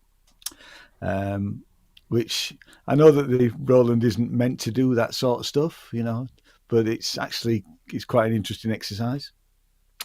And last night, I was meant to go to a concert over in Leeds, which was Scritti Politti. If anybody remembers who Scritti Politti were, band from the 80s. They were ill, so we didn't go. And I went to the worst music quiz in the world, which was in the sort of local. Was I there? Was I? We'll call it a working man's club, and it was like going back into the 1950s. Really, there was an artist on, which was a guy with backing tracks playing singing all sort of 50s and 60s stuff. Nothing after about 1965. But the quiz, me and my friend, and he dragged another guy on. We thought we'd do pretty well because we're all pretty, into music, and we got 6 out of 20 in this quiz. We were terrible, but like I say, we didn't know. We didn't know. Like one of the questions was which cast from a soap had a hit single in the UK. We had no idea. I've never even seen the soap. It's that sort. It was at that sort of level. But apart from that, yeah, it's a good week actually. It's quite fun. Fantastic. So, who won the quiz? Did you win? Did you get Chook from it? Chook raffle? No. We were actually once we realised it was going as badly as it was, we were hoping to get the booby prize. Actually, we didn't get the booby prize. Somebody else got that. But the top score was, I think, 11. So we didn't feel so bad after that. 11 out of 20. That's not too bad. 11 out of 20. Exactly. But, that's a pass. That's a pass. It's a pass, exactly. Yeah. Were they sort of musical related questions, or were they just completely just random questions? They were, but they were really. I mean, they were aimed at the potential, the audience of the club, which was probably late 60s to early 80s to some extent. That's how sort of UK working with clubs tend to be now. So there was lots of things about early. Well, there's one question about the Spice Girls. There was questions about Elvis Presley. They're not this sort of obvious, really. Questions like, how many number ones did the Beatles have? Jeez. It was actually. I don't even know that. It was 17. It was 17 in the end. I mean, we thought it were double figures, but I think we went for 12. 17. I probably would have gone higher. I would have said something like 30. You see, yeah. We but I mean, there was a couple of questions we probably should have got that we didn't, but we were, and we were sort of slightly ticking it because it was billed as a music quiz for the evening. Yeah. But actually, so we thought it was relatively serious because it was meant to be a team of 4. We thought there was going to be 5 of us at one point. There was only 3 of us, and we thought, "Oh, right." But actually, it was literally just a bit of fun in between the artist who was the turn. They called him a turn in Yorkshire, being on, and turn. The bingo. We had the it's bingo. Your turn. We had the bingo. It's So it was, it was a step back in history, really. Yeah, absolutely. That kind of reminds me of like the old days when you used to go down to like the club. Because in Australia we have these we have bowling clubs and league clubs, like football clubs type things. Now where I live here in my city, they don't have them here, but where I used to live over in the eastern states, they used to have those. And those clubs would have poker machines in them, and they'd have a massive restaurant and like a buffet, and there'd be like an artist playing like a gig or maybe even a rock band or something, and they're huge. And yeah, definitely. I just haven't been to one for over 20 years. I mean, certainly these. I mean, back in the late 80s, early 90s, I this is where I went to work. I worked in these type of places, up and down the country, really. So, they were always sort of out of step, and a lot of them closed way before the pandemic because they don't really attract younger people. And but I think I have to say it was pretty full, this place. It was full of people, all having a really good time. Me and my 2 friends were slightly out of step, I think. I mean, I had when the guy came round, I said, so why were there no questions after 1995? And look at the demographic, so So when their like, brains freezed after that, isn't it? Yeah. So I'm glad the club is still there. I'm glad they're actually, they're making enough money to stay open. I don't go very often. I mean, I think it's the first time I've been in since the pandemic. I am still a member, and I've kept I think we pay £10 subscriptions a year, something like that. To go, they do cheap drinks. Like that's always round good. was, I think £8, something like that. It's really cheap. Yeah, that is not bad. But it was a different night out to how we would normally have it. Awesome. Oh, what a great segue to go over to Darren. And Darren, you can tell us how your week's been, mate. Nice of you to have on the show. I've not done anything this week. I've kept away from music this week because I needed to have a break, not from having writer's block, but from having too much writer's thingy. It was getting a bit excessive. I was getting coming home, have an idea, writing a track or partly. Next day, something else come up, and I was just getting to the point where I was like, so many quarter started tracks and albums that I just lose. I sort of get into ideas for an album, and I start writing that, and then the next 2 or 3 days later, I've got another idea, and I forget the idea that I was doing, and I'm on this one, and it's like I've just got too much. So I thought, well, I'm gonna have a break from music completely. So this week I've not done any music whatsoever, or looked at any music, or looked at any synth stuff. Nothing. Been complete. What we'd say, cold turkey on everything to do with music. So yes, that's how my week has been. Wow. Well, I mean, you'll come back with fresh ears though next week, though. Yeah, I think that those weeks sometimes those weeks. That was the whole part of doing it. That was the whole part of doing it because I was refresher. I was just coming up with too much. And no, I wouldn't say it was more refresher when you're sort of struggling. It was the fact that I was getting too much and just not concentrating on anything. So yeah, I thought, well, if I forget it all, forget the music side and forget about it, and then I can come back and I'll find the things that I was working on, just work on them rather than, oh, I've got another idea. Yeah. Which I suppose some people say, oh, that's great, you keep having ideas. Sometimes it becomes, you start making a mess of stuff because you have so many ideas. You start putting into a track that it shouldn't be going in anyway because it was an idea for another track to go on an album that I hadn't even thought of making in the first place. Yeah. So look at you go. Full of all this great advice today. You've been sort of enlightened all of us. It's awesome. And even enlightened yourself, yeah. There's a bit of light coming in from your window there. You start with that. Yeah. Well, it's raining. It's not the best of today. It's grim. Yeah. Yeah, we had a pretty cold day today here as well, which I thought was kind of weird because we're supposed to be. What are we? End of October. Oh, it's warm here. It's just wet. It's warm. It's warm in the UK. Yeah. Well, warm in the north. It's only last few days. It's been really quite warm, hasn't it? But lots of rain last 2 days. I think it's about 5 or 6 degrees above. Yeah, it is, yeah. Let's get on to saying hello to the chatties. So I said hello to them about an hour and a half ago. Hour and a half in 1 minute. There you go. And there's a lot more that have joined us since then. So I noticed good old Inky, the cat's in there. Lisa, hello. Big welcome to you. Nice to see you. Native VS is there. Wagoo, of course. All the regulars. Azio Head, Corrosive Abuser. Some of the channel members like Future World Machines. Awesome to have you. Half God, half Beast is there. Lady Aptitude, nice to have you. Martin Taylor. Who else? Universal Vibe. I'm going to do a really quick one here. Makeshifter, good to have you, mate. And I'll just scroll up a little bit more and see who else has popped in before that. I thought I saw someone new before. Paul Torbett's there. Off-World Network's there. Hello to you guys as well. The Breathalyzer, big hello to you. And also, I thought Radar Caves was a new person I hadn't seen. So big welcome to you as well. David's there, big hello to you, one of our channel members.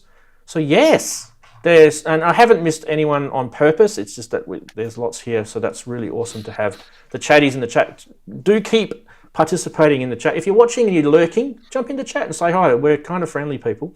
Most of the people in the chat have been coming onto the show for the last 2 to 3 years. So, we all probably know each other pretty well. Anyway, let's hit this button here and hopefully it goes boom. And it doesn't disconnect the stream. Because that would be a bit weird. Yes. Halloween's coming, people. In fact, it's a couple of days away, isn't it? Halloween. And you can get yourself some costumes to dress up for Halloween. And I'm safe where I am. It's thousands of miles away.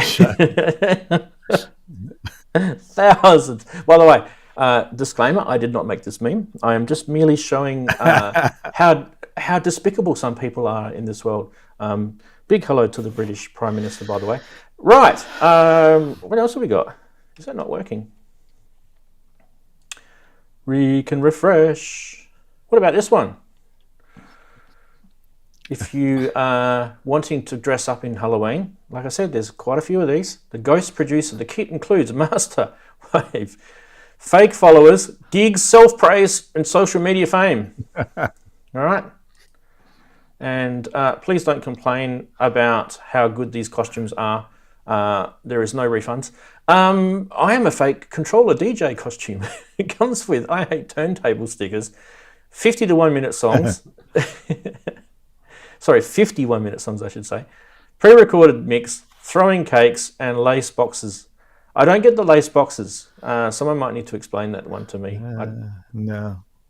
But it may include a need to be respected as a real DJ. Oh, geez, I don't know about that. I don't know. We've done that one, haven't we?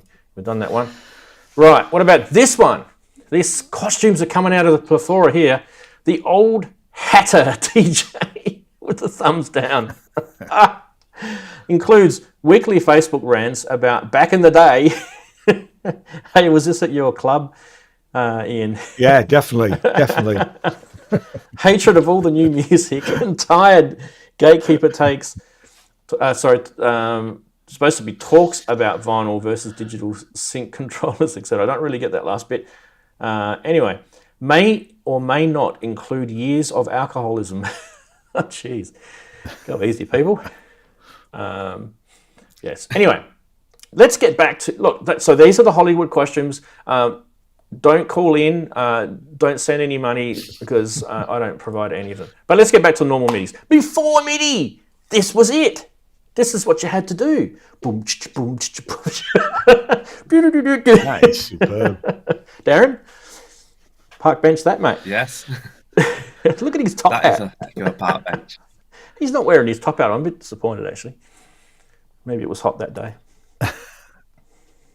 Anyway, back in the day when they had swivel chairs and they were made of wood. Do you remember them? I remember those. We had them, some of those at school. Yeah. Stop complaining about your gear. There's someone out there who makes much better music with this. I did change the words to that because there's a fan and a PC and this is what is that? A bathroom to the right of it. Wow. Anyway, I don't really want to know what goes on in that particular studio, but it doesn't look too sanitary. If that's your studio, please don't throw your synth at the screen. Next, I see step sequences.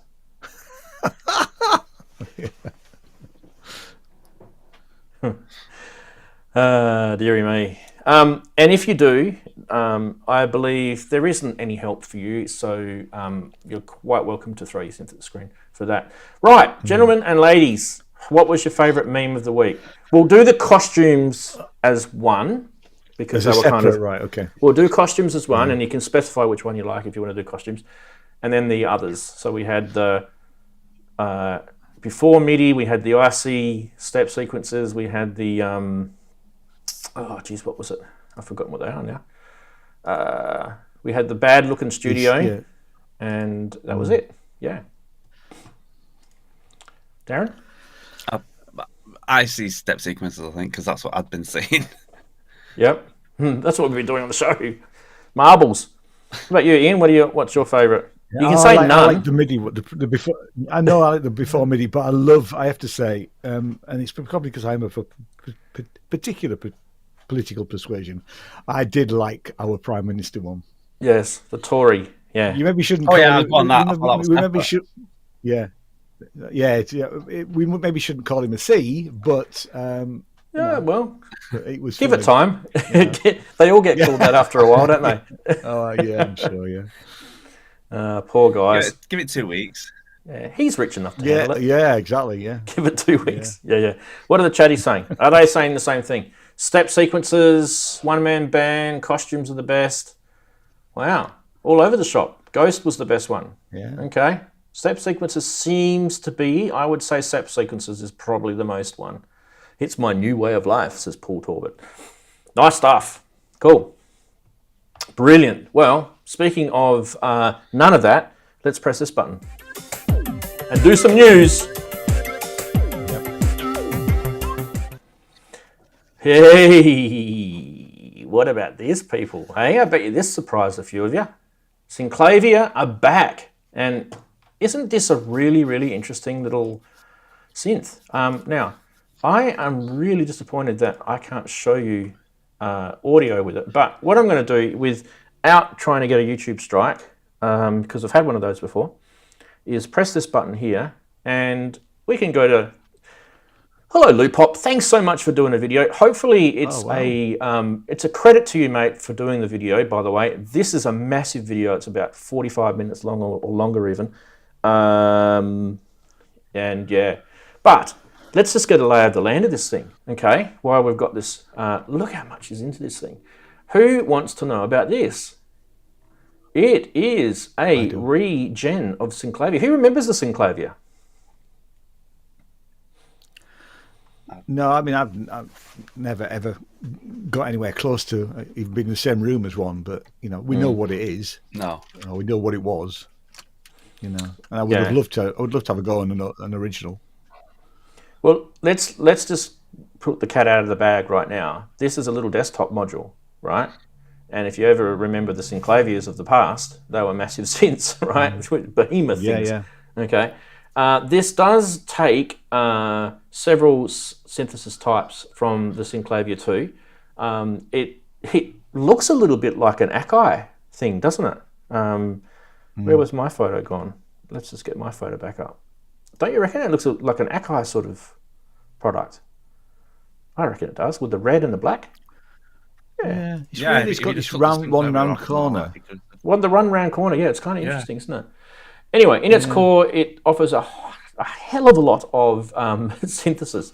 When I say a hell of a lot, you're going to be blown away by some of these specs. Now, just remember, this thing is purely digital, okay? But it does offer additive and subtractive synthesis. The additive side gives you a 24 harmonic, while the subtractive offers you classic waveforms, super saws, PCM waves, noise, and you can use your own samples or carrier waveforms. So you would probably assume there'd be some sort of FME type thing in there as well. You can layer up to 12 partials with different sound engines, right?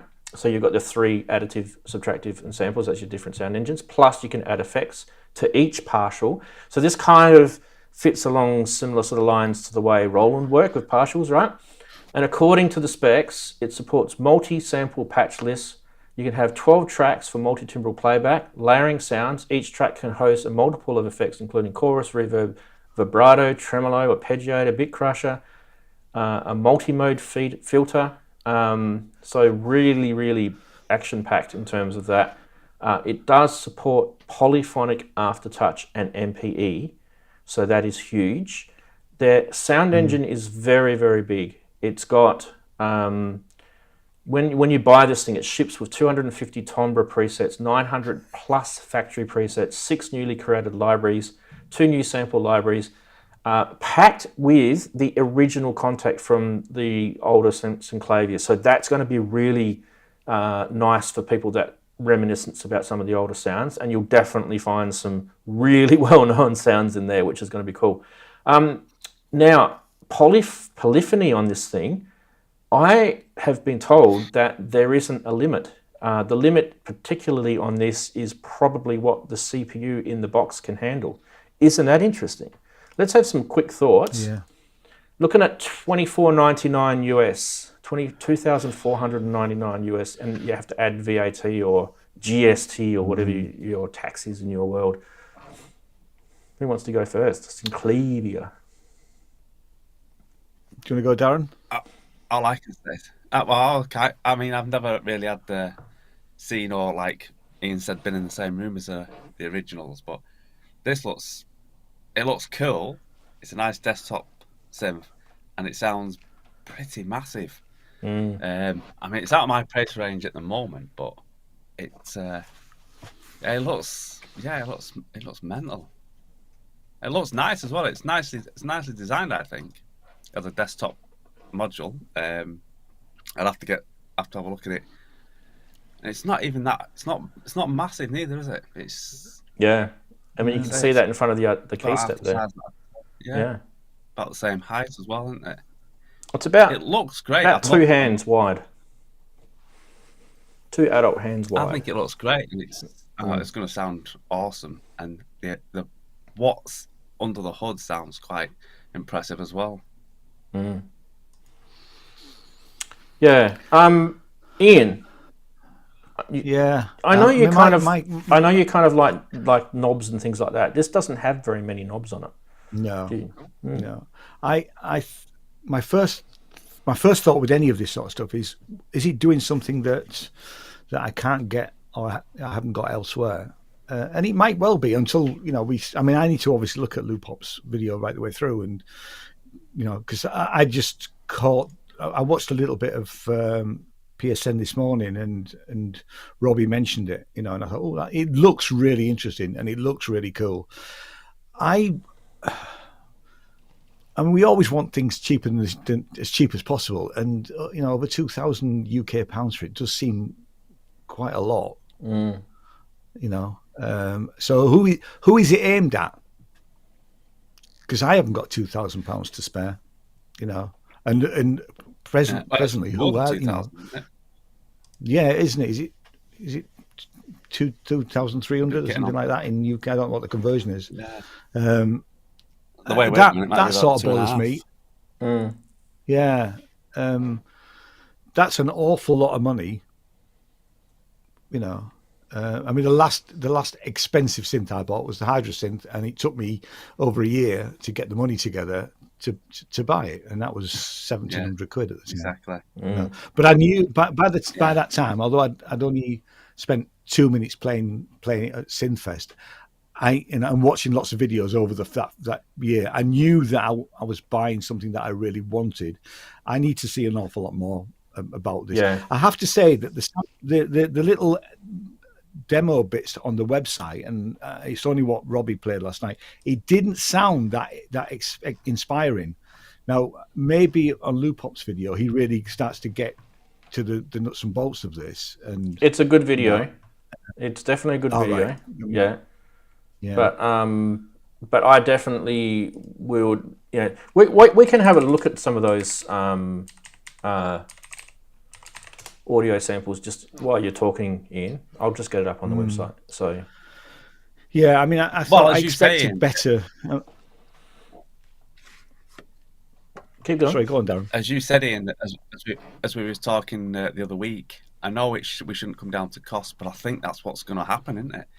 Everybody's now looking at cost, and then what the product does more than the other way around. Yeah. Look, it's actually a beautiful design with the OLED displays. It looks lovely. Lovely looking thing. It definitely looks like there's quality in it. There's some specs there, by the way. I also asked the question, where have Synclavier been as a brand for the last 30 years? Well, they got bought. Bought. Yeah. Yeah, I'm going to say, obviously, it's been bought by somebody else, but who is behind, what's the company that's behind it, really? Well, that's the thing. I think your point about the money, I think your point about the money is probably to do with the originality of the libraries, of the sound, of the algorithms that they own. Let's grab a couple of these.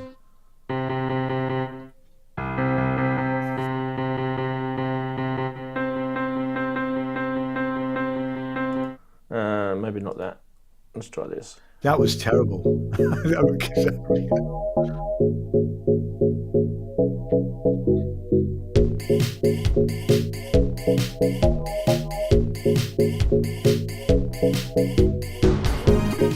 Try this one.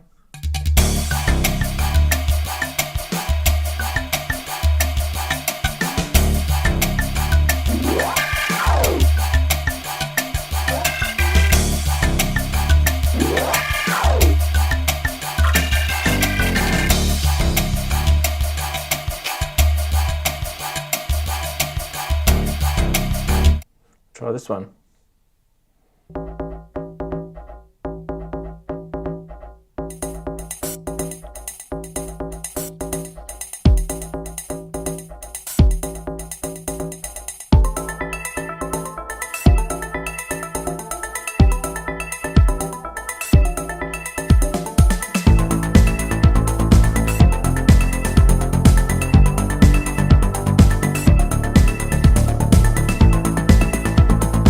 Yeah.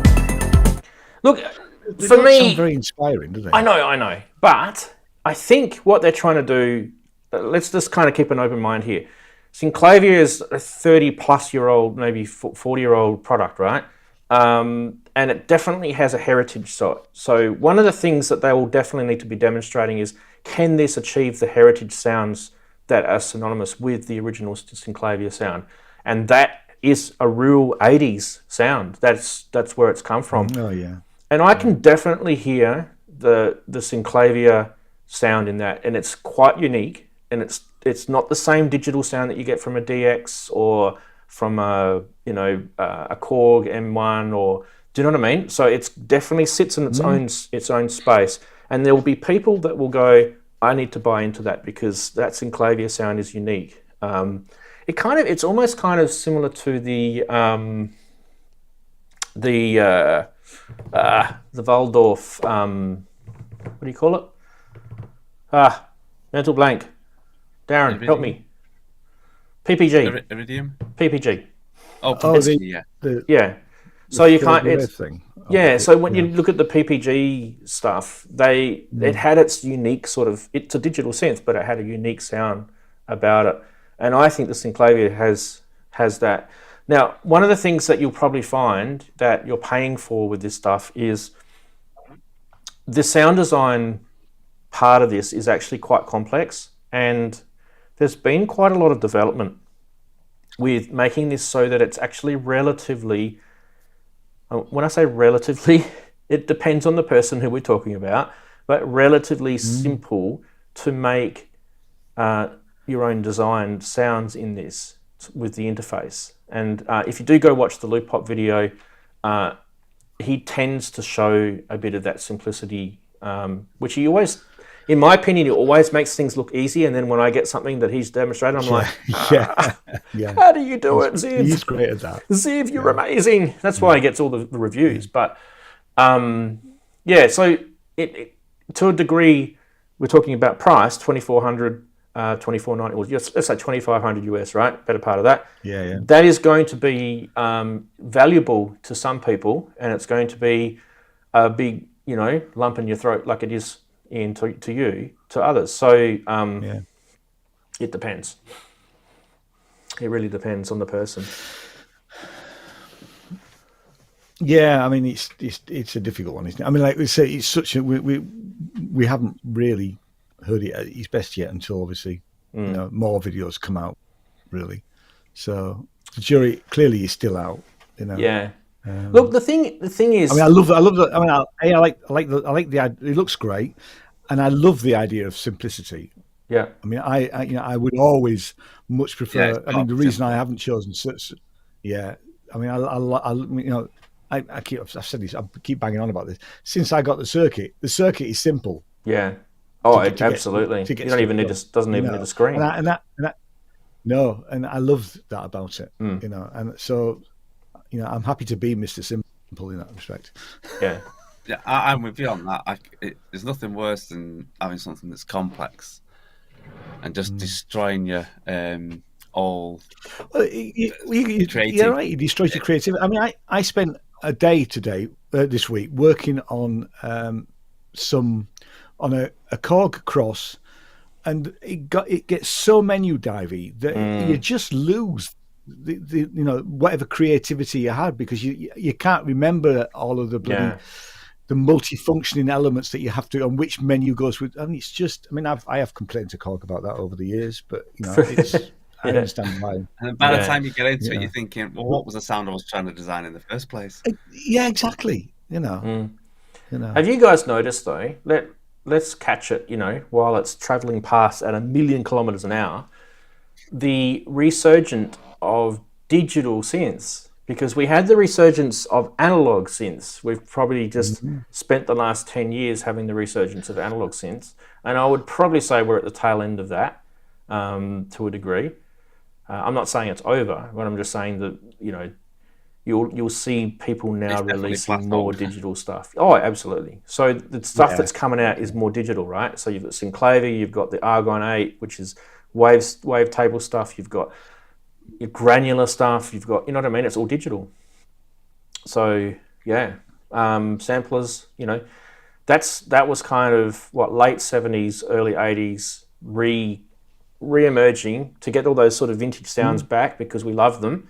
Bands will want to use them when they're gigging, whether they, you know, are doing covers or whether they're actually putting those sounds back into new release stuff. I don't know, but the options are there. There's definitely a digital resurgence. And having said that, the cool thing about that is the prices of the used gear for digital stuff is going up. So hang on to your old digital synths, people. Don't throw them out because we're getting the same thing happening.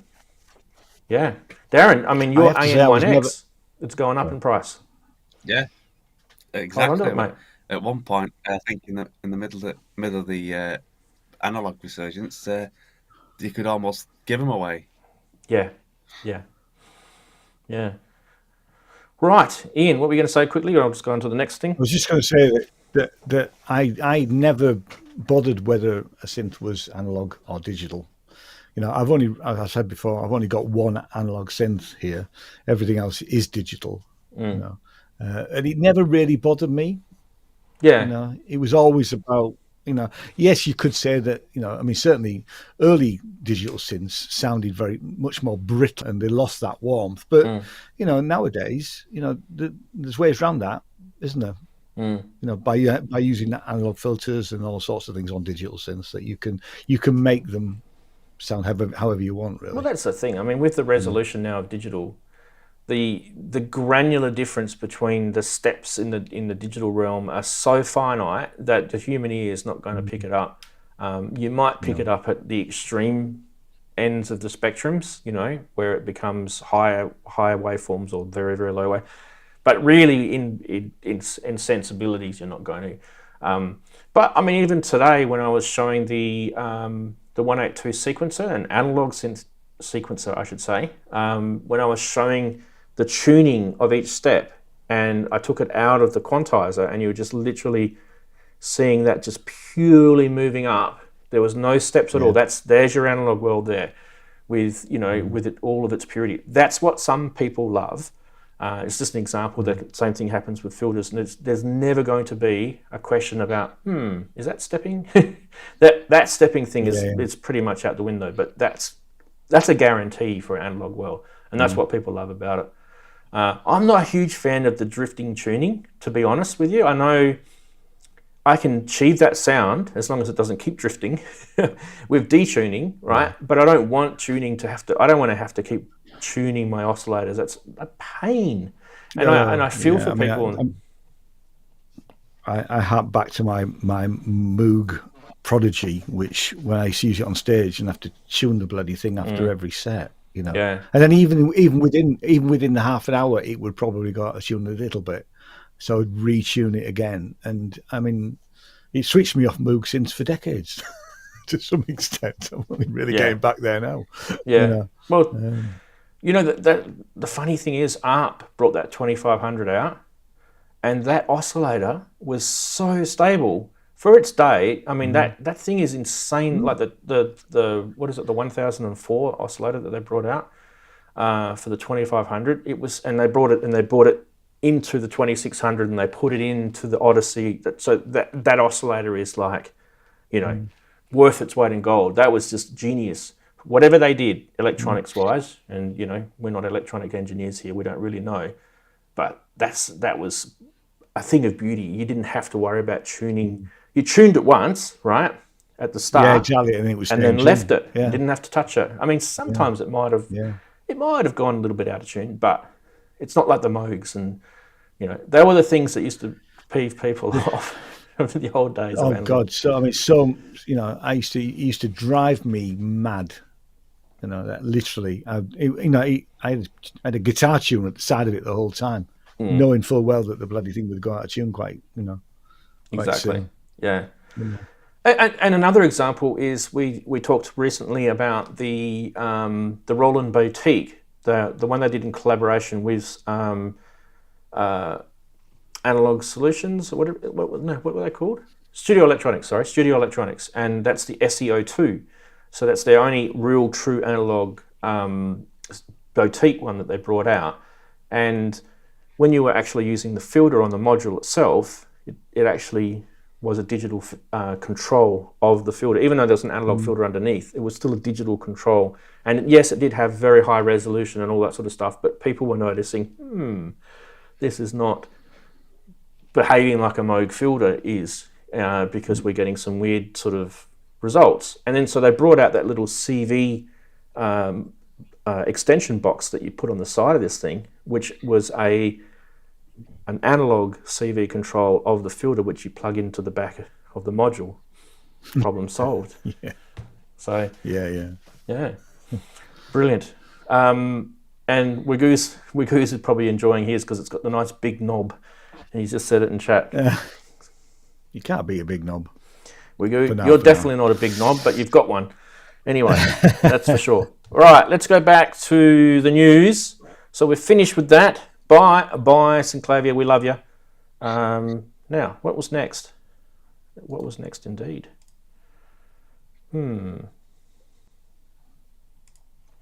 Next was this thing. Now, I didn't really have a lot of chance to do my research this week for news, but this one actually became a little bit easier for me to research, because if you're wondering what this is, because it's got Japanese writing on it, I'll give you a guess. Who makes this? Anyone want to guess? Ooh, Who's a Japanese synth maker? Yeah. Other than Roland and Korg and Korg and Yamaha. It won't be any of them, will it? It's Black Corporation. You can tell by the logo down the bottom. Right, okay. What you're looking at here is called the, how do I pronounce it? It's the,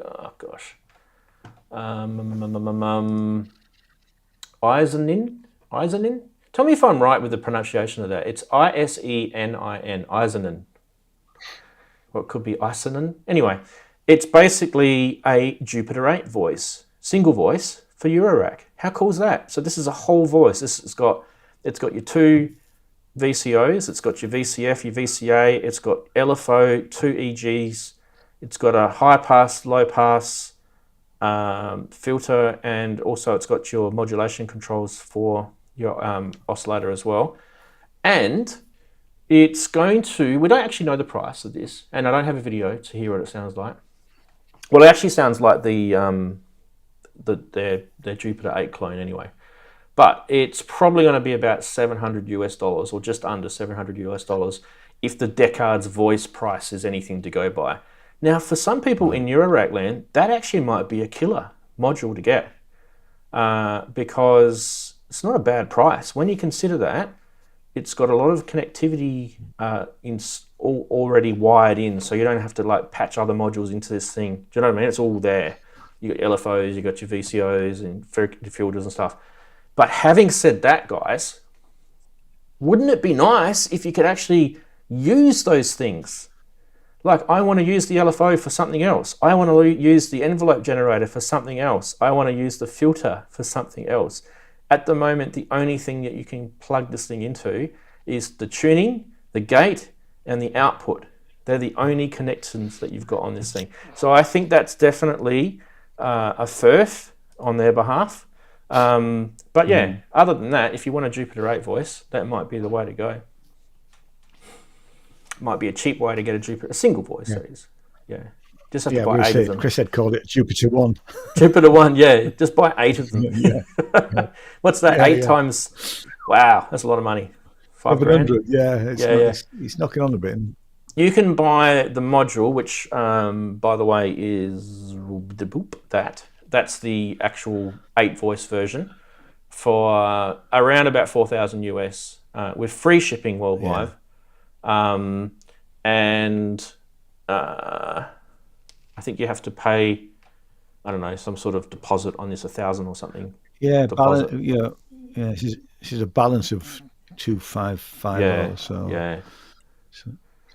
$1,500, isn't it? You can buy these for a as deposit. kits. I don't know who on earth would want to buy these things as kits. That would just take forever. I feel sorry for Robin. If you guys know who Robin is, he's I've seen him doing his video on the. He's been trying to build Dream. that Deckard's Dream for a long time, over a year, Yeah. and I just feel sorry for him because it's just nasty. Yeah. So yeah, it is, the total price is $4,000 or $3,999, but you pre-order it for $1,499 and then you pay the $25.50 balance when the product is ready for shipping. They are pretty quick, by the way, too. So sometimes they're ready for shipping straight away. But that is a desktop module. And the other thing that I showed before is a eurorack module. So there's some subtle differences between the two. But having said that, the desktop module had no connectivity either, other than MIDI, right? So we can't really, I don't know. What do you think, Darren? Do you reckon that module, and being eurorack, you reckon it should have had more connectivity? Yeah, if it's going to be eurorack. If it's a simple desktop module, fair enough. But if you're going to put it in the eurorack, you really want to be able to control the stuff you're putting it in. I reckon.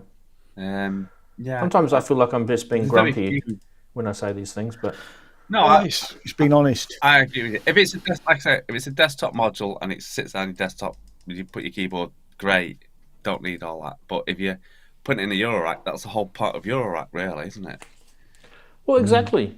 I am going to bring up a photo in a minute of the Deckard's voice, which is the eurorack version of the CS80 voice that they do. But I actually do have a Black Corporation module. It's called Rachel. I've shown you guys this before. I'm just moving these cables out of the way very precariously here because I just want to show you this, Rachel. But just down below, look at the connectivity they've got on this. So they're definitely not shy of doing this stuff. And for me, this is just an envelope generator / ring mod module.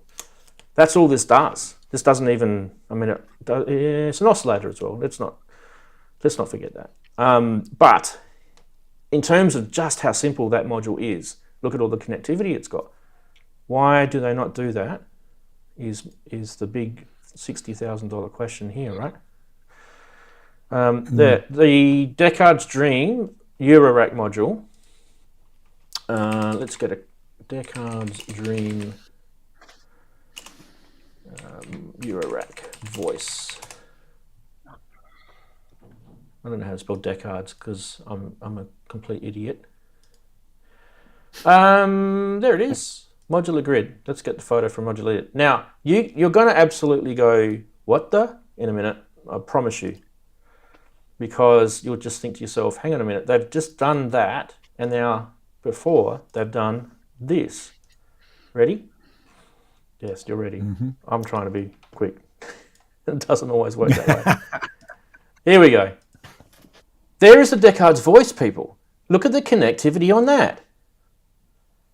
You've got octave and gate, right, which is on the other one, and you've got an output down the bottom, right, with the master out knob. But then you've also got FM in, sync in, square out, saw out, sine out, noise out, mix out, resonant CV, velocity, brilliance, filter, pulse width, LFO. You can even use the LFO on this to do on something else, right?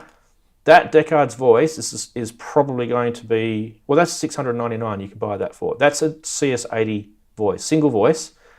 Was it two oscillators, isn't it? Two oscillators, single voice, filter, envelope generator, blah, blah, blah, blah, blah, right? Compare it to that. Bang. This almost looks like a pre-production photo because, with it being in Japanese, because of all the other stuff, it does, It definitely is because it's on their Facebook page, if you're wondering. That's where we got it from. So maybe there might be some, there's no room on that, though, to put those, look at all the... struggling to get that. Look how much room those things took up. Then there's 2 rows of patch points down the bottom. Yeah. It may be a design choice that they did that. Anyway, I'm harping on something, people. Sorry, I got a little bug in my bear in my bug, a bee in my bonnet. No, you're right. Yeah. What are the chatties saying? Listen to your hands, and they might go, yeah, that's quite true. Well, Has anyone said no? I'm mad. I need to be shot. No, I think they're with me on that. There is another company that does Jupiter voices, and I forget what they're called. Wagoo will be able to remind me because I'm sure he bought one of their modules. Geez, and you buy them, instead of buying them as one voice, you buy them as separate modules like VCO, VCF, that sort of stuff. Geez, who was it that did Oh it? yeah. Anyway. Oh, AM Synths was one, but there was another one. It wasn't AM Synths. AM Synths definitely have just done one, but there was another company. I'm just trying to think who they were. Anyway, it'll come back to me in a minute. Soundforce and Black, you are an absolute legend. Soundforce, they're the ones. I actually do want to give them a plug because they've been doing this for a little while now, and they do a blimmin' good job. They do like a Juno 106. They're from the Netherlands. Whoops, wrong button. Sorry, we've had funny side. These guys, Soundforce. So Eurorack, they do. Where's the? Sorry, there's your the Juno type stuff. Yeah. They do a micro DCO. So this is one of the things that I absolutely love about these guys, and this is completely non-news at all. But a DCO in Eurorack, it's still an analog oscillator, but it's digitally controlled. So it's stable for tuning. It's basically the same oscillator that's in the Juno 60 or the 106, right? You can do the micro version, which you'll admit saves rack space, right? Or if you want to have it looking like a Juno, they do these versions, which has got plenty of connectivity in a nice big sort of, in the nice Juno sort of style with the sliders, right? So they were these guys. And you do their filters. But I thought there was someone else who did the Jupiter 8 stuff. Anyway, that was Juno stuff. But anyway, those guys are... Was that Joe, the Juno filter?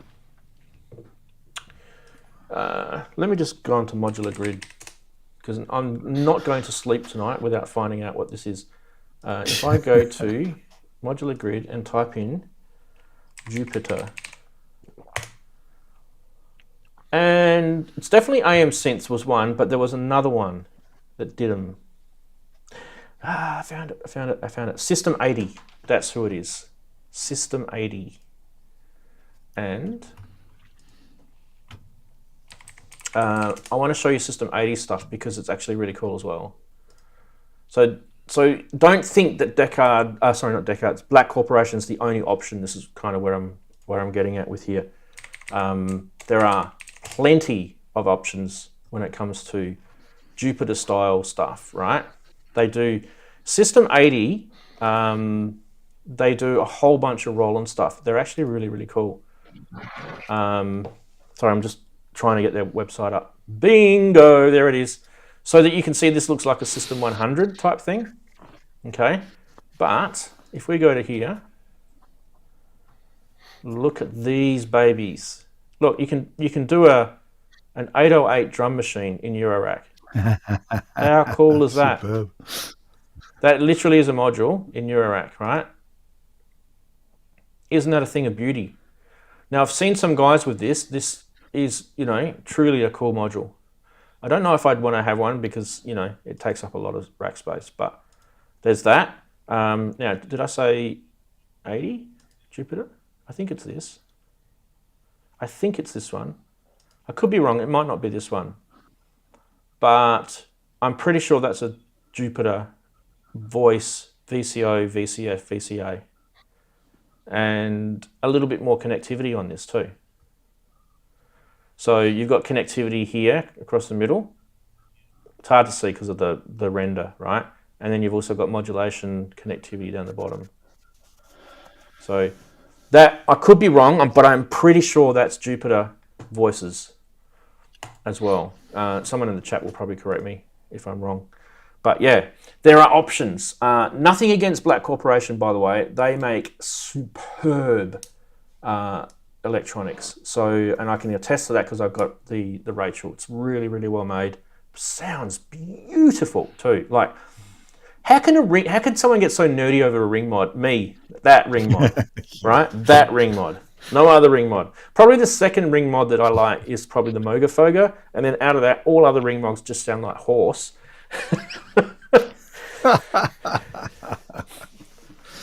Probably Korg would probably be my third favorite ring mod. But yeah, they're all kind of different in their own weird sort of way, aren't they? With the carrier and the, you know what I mean, how it all sort of works. But yeah, yeah. Anyway, what are the chatties saying about us gas bagging too much? Someone saying they wish Roland would do a Jupiter 6 VST plug out for a System 8. Yeah. Well, they do the Jupiter 8. I know the Jupiter 6 is technically different, but how different is it? Like, just, are you going to notice that difference when you're coming to a digital emulation, people? I don't know if we really are. Like, this was the thing. Like, we did the, they did the JX3P, didn't they? And then they're now doing the Juno X, isn't it? The JX8P, which are pretty similar synths. I know people are going to say, no, they're not Ranz, they're different. They've got, this one's got the Archimedes capacitor with the gold tips, and the other one's got the ferrite Duvallaki ding dong with the silver tips, and it has a 0.003 variant in temperature, and it makes the oscillators wiggle differently. I don't know. I'm just making shit up, but that's what I'm saying. Like, sometimes people will say they dare. Like, you look in this chat now, they're saying they're very different. They're very different. They're very different. They are, but how different? How different in the mix? How different? You know, that's probably why Roland haven't done it. But I thought they did bring out the Jupiter 4, which is the ProMars, you know, the polyphonic version of the ProMars, right? I thought they did the VST of that. So you've got the, I'm pretty sure, now you've got me. They did it as a plug out. They did it as a plug out, didn't they? They did it as a plug out. Jupiter 4, so they've got in the Roland Cloud, you've got the Jupiter 4, and you've got, I can't believe I'm going to Roland Cloud right now. Can I? Oh, that's Photoshop. I don't want to go to Photoshop. That's the wrong cloud, people. Whatever you do, don't go to the wrong cloud. There's so many clouds now. Yeah. Don't worry about it. I'm not even going to bother. I'm pretty sure there's a Jupiter 4 and there's obviously a Jupiter 8 because they did that ages ago. So yeah, so you've got Jupiter 4, Jupiter 8, Juno, JX3P, JX8P, JD, like you've just about got them all. So yeah, I mean, someone could rightly say, well, what about the Jupiter 6? There probably is scope for that, so maybe they will. Who knows? Who knows? But we should get back to news because we have been rubbishing this thing, and probably not really that fair to rubbish that. What about this? Oh, that's completely stepping in a different direction. Hey, what a lovely graphic they do. Well done to the marketing people Very there. pretty. Very pretty. Akai Force, my friends. Akai Force, using that great Australian accent. What about it? Hey, what about it indeed? Do you think they'd be queuing up for an Akai Force 2? Because they did an MPC 2, didn't they? I don't know. They haven't yet, though. This thing, look, just bear in mind, this thing doesn't sell as well as the MPCs. So that it's a smaller market. It's, you know, this thing basically is a DAW in a box. It's a sampler, it's a clip launcher. It's basically a little mini Ableton, really. But let's not rubbish it too much. This is their website. I've got one. Rubbish now, just upgrading to No, I'm not saying you were. I'm not saying you were. Usually when I decide to think about buying something, I'd end up getting something and then they go, oh, a month later, we've introduced a new version. Yeah. And they go, oh. But to be honest, Aaron, all that saving up. to be honest, I thought if you were to ever go with a hardware product that fits in your way of writing music, this would probably be. This is very similar to using Ableton. It's clip based. You plug your audio into it, you sample it, you launch clips. It's all synced, the clock and all that. That would work well with your workflow. But there's some, obviously. Yeah, well, that's probably the way I would go. Yeah. Now, what's new in 3.2? Let's read the marketing talk here. It's the most powerful standalone music production system in the studio for live performances. I don't know about that. It's definitely pretty good though. I think a computer would probably be the most powerful standalone, because you can still have a laptop that stands alone. I mean, let's not... True. I know what they're saying. They're saying it's not a computer. Well, it is. Let's not lie. It's got a Linux operating system in it, people. It's a computer. So let's not split hairs. Anyway, but in terms of, you can't check your emails on it, and it's standalone in that sense, right? That's definitely a negative then, if I can't check my emails on it. But this update brings a whole bunch of MPC updates into this that they did in the previous MPC update. It brings in a whole bunch of new sound modes, new effects, probability and ratcheting, which have been really, really missing in this big time.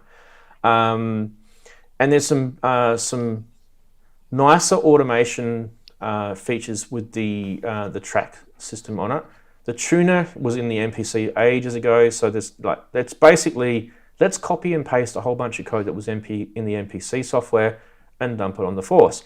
That's pretty much what this update is, but they have done a few tweaks and a few bug fixes in here as well. They want us to now start looking at buying some of their stuff. They're bringing like the Air suite of VST plugins are now coming across into the MPC stuff. Some of them are really good. Some of them, I don't know if it kind of fits this kind of realm, but I think anything like this, there's always going to be a musician that will go, hey, I did this, and it's a #1 hit, and people are going to go, what the hell? Because don't forget, these systems work differently to a DAW, right?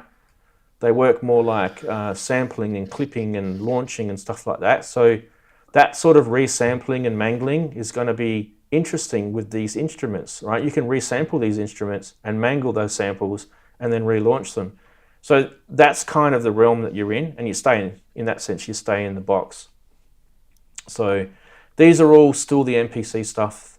The probability and ratcheting was in the MPC updates as well, so that's nice to have. Track reordering is definitely something that needed to be in this. It was a real pain in the butt before.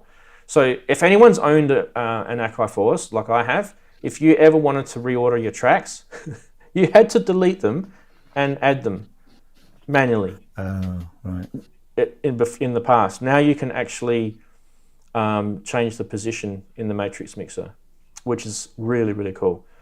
The tuner was in the MPC, the synth engines were in the MPC, the insert effects were in the MPC. There's nothing new there. Disk streaming was also in the MPC, but gosh, this is the thing that needed the disk streaming, right? This is the thing that needed it. So that was also there. The looper was in the MPC. These sounds were in the MPC. So basically the Force has got all the things that the MPC had, other than a few little things, and they're getting very similar. But just remember that this baby is more to do with grid-based production. So this is like a push, like an Ableton clip launching thing. It has a pretty decent arranger in it. I wouldn't say it's any as good as a proper DAW, but it's pretty good.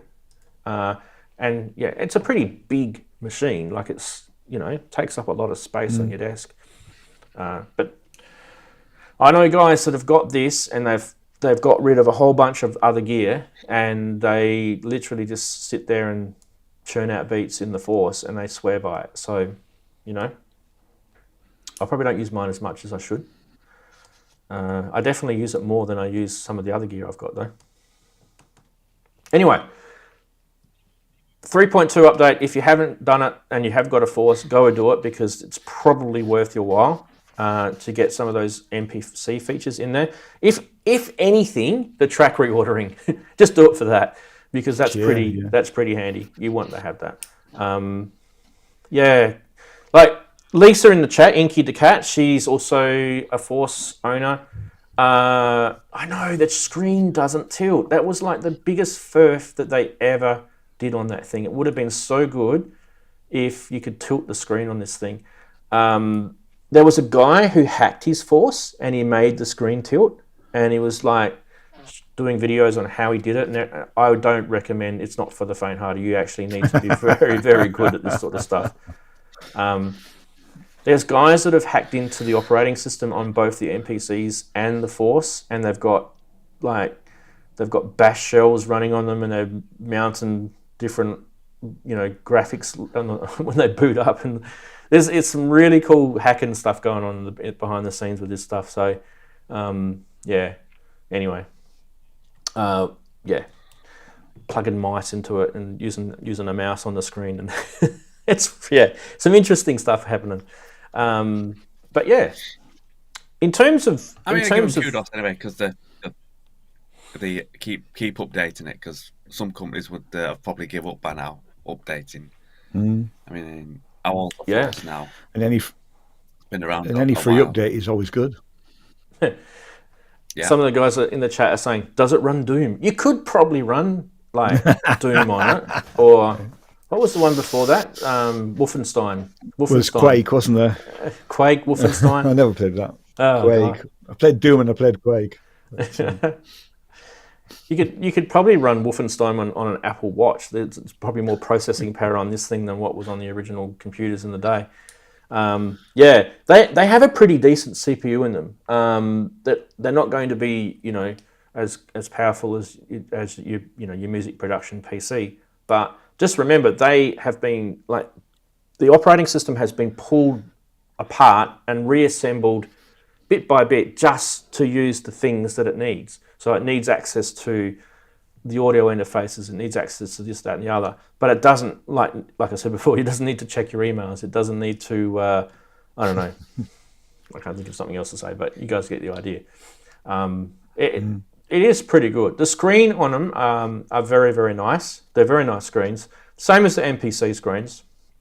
So in terms of reactivity to what you're doing, like if you're touching things, you can actually, expect to be reactive. Some of these touchscreen type synths, like my Korg M3, for example, God bless its little cotton socks, the reactivity of that touchscreen on that synth was shocking. You'd press somewhere on it, and then something down below would you'd have to recalibrate the thing, and So in terms of like the latest iPads and things like that, it's probably nowhere near as good as that, but it's still pretty damn good. So yeah. That's it for news, by the way. I don't think there was anything else. There are a couple of things, Ranz. There's one. This has come from Robbie from PSN. If people haven't seen it, but Arturia tape Mello-Fi is free till the end of, I think it's either the end of November or the 16th of November. Just Google it. Arturia. It's from Arturia, is it? Yeah, it was free from Arturia at the end of 2021, I think, as a Christmas thing, because that's when I got it. But it's free. It's free from other sites now at the moment, so it's worth doing. Oh, okay. The other thing, and this is a bit of a rant. I am really, really upset that Isotope have decided to axe. I've got the email. I got the email on Wednesday, which really spoiled my day. Iris 2. I love Iris 2. Yeah. I don't use Break Tweaker very much, but Trash 2 I use from time to time. Those three are no longer being, you can't buy them from Isotope. They're only going to look after, update them for 12 months and then you're stuck, really. That's just I just think it's really short-sighted. So that's an Native Instruments decision, isn't it? Yeah, it has to be, doesn't it? Yeah. So basically, put two and two together, Ian, on that. I'll go back to you because if you had any more to say, go back in a sec. But no, that was it. If they had software developers working at Isotope, right, that were working on those particular products, and when they did the purchase of Isotope across to Native Instruments, those people in that team may have walked. They might have gone somewhere else, or they may have been let go as part of the merger. I don't know. This is just me guessing, right? So working in the IT industry, I can tell about this sort of stuff. It means that the company probably had a look at the sales record of that product and looked at how much it costs for them to put on the people to keep it running, and they probably would have went, it is not going to make the books balance, so we're going to let it go. So yeah, it'll be pissing a lot of people off, absolutely, because it was a good product. It makes me worry, because I have been an isotope user for probably from about Ozone 6, I think was, or maybe even before that. Yeah. I've used Ozone for years, and so I'm well invested, and I've bought the updates. So we talked about the Ozone 10, and I'm not interested in that because there's no desktop version of it. And it worries me for Isotope for the future in that sense. Will I be having to move from a product that I've used for years to something else? I mean, if it happens, it happens, but there's always other things out there. But I am invested in the company in that sense that as a user, and I bought Elements at one point, and I have to say that Ozone is the main product that I've always updated when I've updated it, but I have bought Elements and other bits and pieces along the road. RX is good. So I'm worried. Yeah. Actually, I still have a version of RX7, but I don't use RX.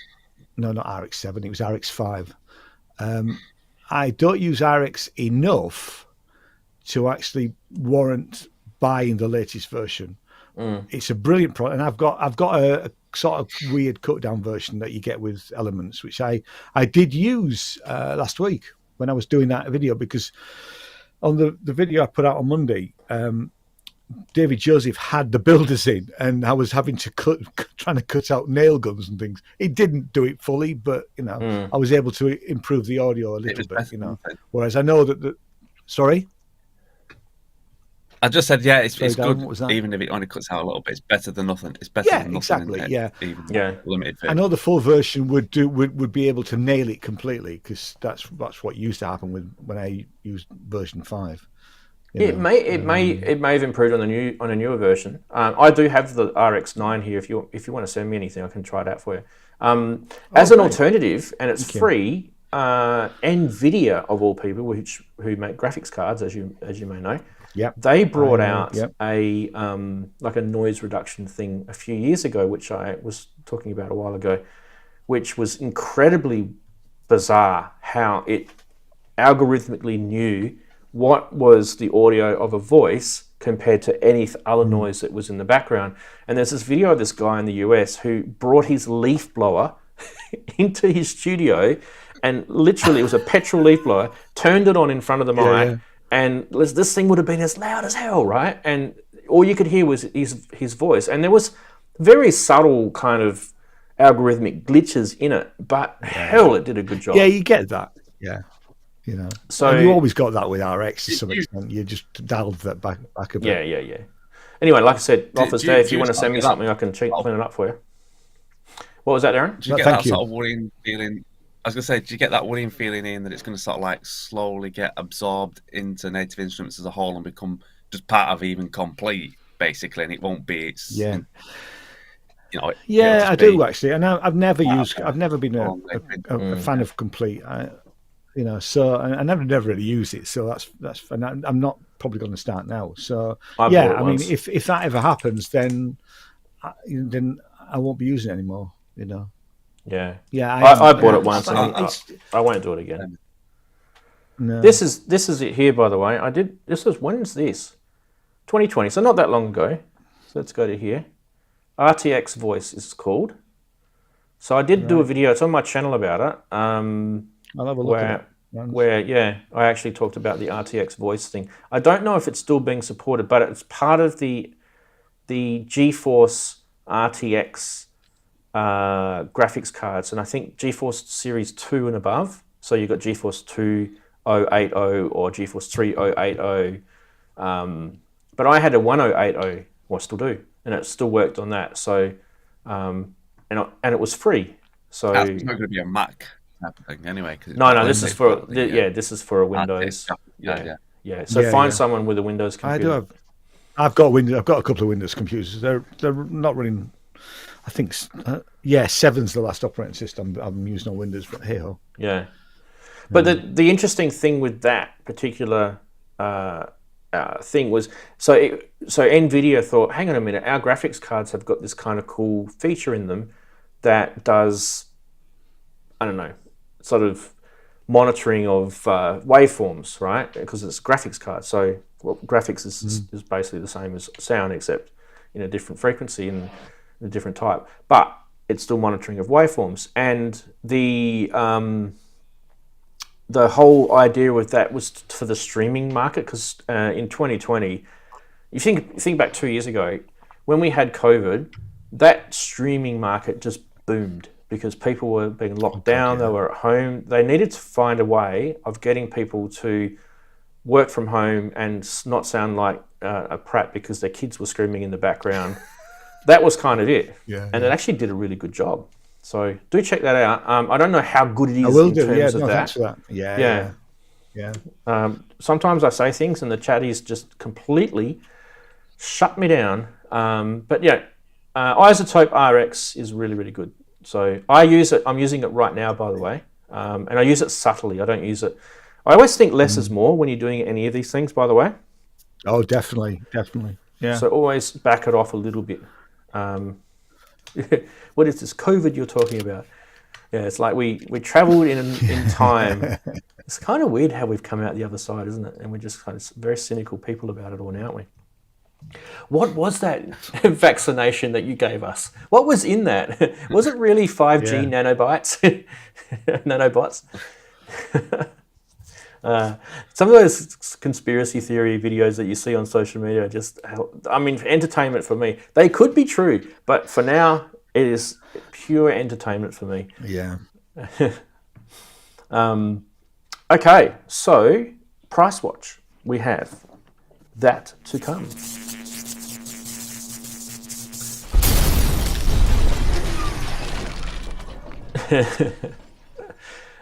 Kent making his comments. Right. Because it's episode 182, I have to show you a Roland System 100M model 182 module. Okay. And this one is actually not too badly priced. This is just one module, by the way. US dollars too. Wow. $1,450 US for a Roland System 100 single module, by the way. So if you think about it, you probably need about, I don't know, 5 or 6 modules minimum to get your, you don't need this one, by the way.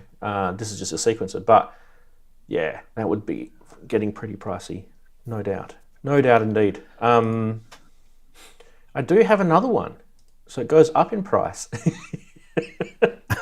If that one wasn't good enough for you, then you can get this one and spend an extra $600.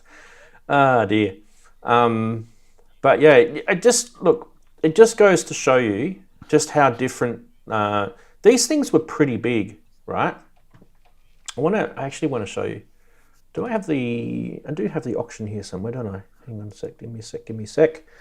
Where is price watch? There it is. It's on Reverb. People click on there, open a new window, maximize. And with the magic of internet and everything, I just wanted to show you the side angle to show you these things. These are massive. And that's the back. All nice and tucked away, nice, and all the electronics are inside.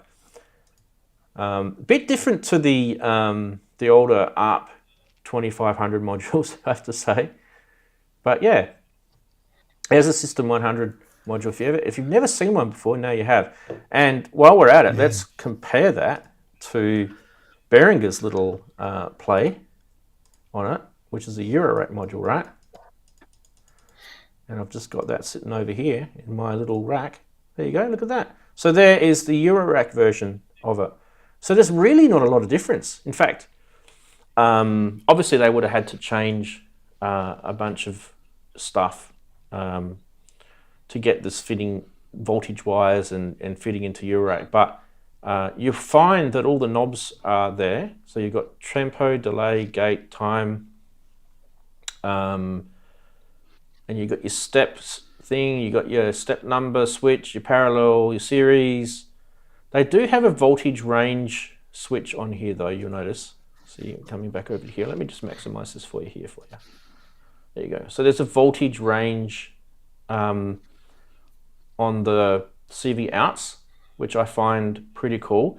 Now, if you ever watch any of the Alex Ball videos, by the way, big shout out to Alex. He does amazing videos, and I gave him a plug last week for doing his Korg videos. Anyway, he does a really good series on the System 100. He's actually one of the rare people that own one. And one of the things he said is that if you do want to, one of the reasons why you have the voltage range switch on the 182 sequencer, by the way, is that it changes the octave range on your sequence, right? Which is, I think it's a pretty handy thing to have. And it's pretty amiss that Behringer have left that out, but they didn't. So yes, they did leave it out on this module, but they didn't leave it out because you can use another module that comes with the group of System 100 modules that they did, which has the 10 volt adjuster on it. It's a mixing module. I forget the number of it, and I will find that out in a second. I'll bring it out for you. But so it can be done, and it's not lost to the world. But anyway, who thought that they're going to rush out now and buy a System 100M 182 module for $2,000? Darren? I don't think so. Did you notice that he'd had it on? Sorry, but Darren, go on. I was just going to say, I don't think so. No. He's had it on. He's had it listed for 3 years. Oh yeah. It's been So it's not exactly flying off the shelf, is it? Well, the thing is, if you wanted that and you needed that, it would be flying off the shelf. And this is the module, ladies and gents. I'll just put it down here, actually. That you can do your 10 volt mixing stuff on. This one. Focus. There you go. There's your 10 volt attenuators, plus 10 and minus 10 volts. So in this, it's even better because you can actually adjust fine, I don't know.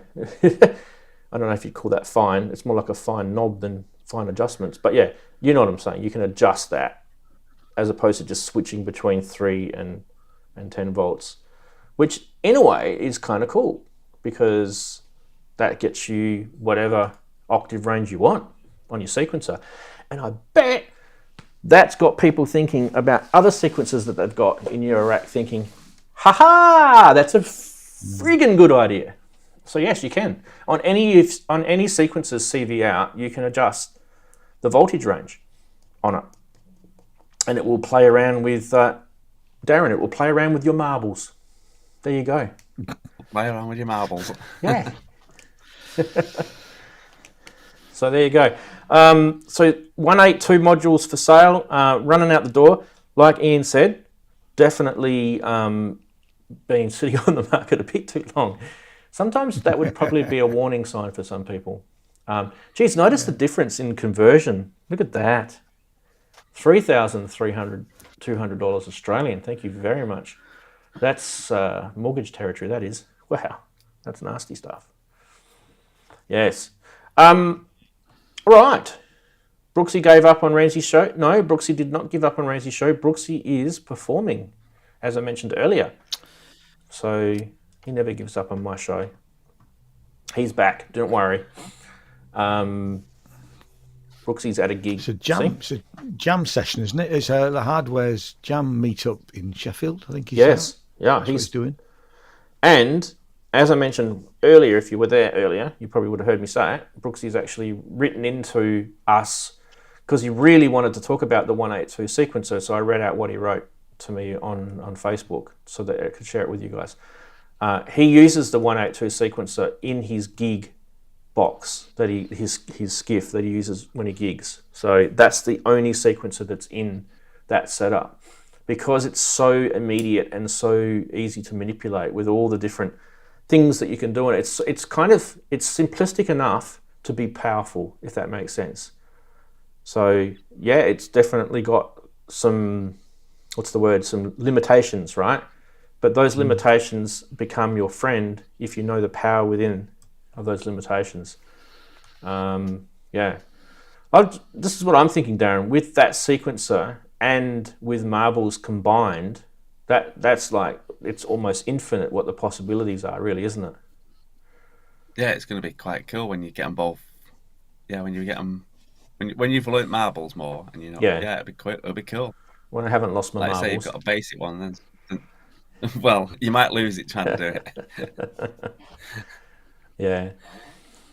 That, I mean, like you say, the Metropolis, which is the same, based on the same simplicity of a sequencer. Yeah, I like those type of sequencers. Yeah. So expect episode 185. Bookmark that one for us to be talking about the Metropolis. Yes. I wonder if anyone can work out why that is. Who's been paying attention? Why is 185 and Metropolis synonymous of each other? Does anyone know? In the chat, they'll know. They'll be like, I know. I've got absolutely no chance. No chance here. So basically, in the history of System 100, Roland System 100M modules, they had this thing called an RYK down the track. They released a few modules with the RYK, and one of them was the 185 sequencer, which is an upgrade to this thing. And obviously we'll go into much more detail when we have the 185 episode, but I'll show you. 100M 185. And when you see this thing, you'll go, that looks like a Metropolis. And let me just... Simple, but cool. Is that going to open up the graphics? No. They're giving poor old Brooksy a hard time about breaking things in the chat. You need to leave him alone, guys. Open image in new tab. Please let me open image in new tab. Thank you. Sorry, the browser wasn't playing ball. There is the Roland System 100M 185 sequencer. And look at that. Doesn't that look like a Metropolis, people? For those who knows what Metropolis looks like, they'll go, oh yeah, I can recognize those switches. Those switches, by the way, back in the day were rare. Notice how down the bottom it says RYK, not Roland. So it's stamped down the bottom, it's got RYK. So the difference between this and obviously the sequencer that I showed you before is that these switches on each step, so the top switch goes from being off to a normal step to a multiple step or a slide step, like a hold step. So off is off, one is just one step. The 2 position, if you set any of those switches, the switch underneath from 1 to 8, it will repeat that step that many times in time with the gate clock. So it won't leave step 1. Say, for example, step 1 up top here. If you set that to position 2 on the top switch and then set that to, say, 3 on the second switch down below, that step at the same rate as the gate will go bum, bum, bum. It'll do 3 iterations of that step before it moves down to the next step. So it's really intuitive. And the third option is to hold. It's like a hold for the length of the switch down below.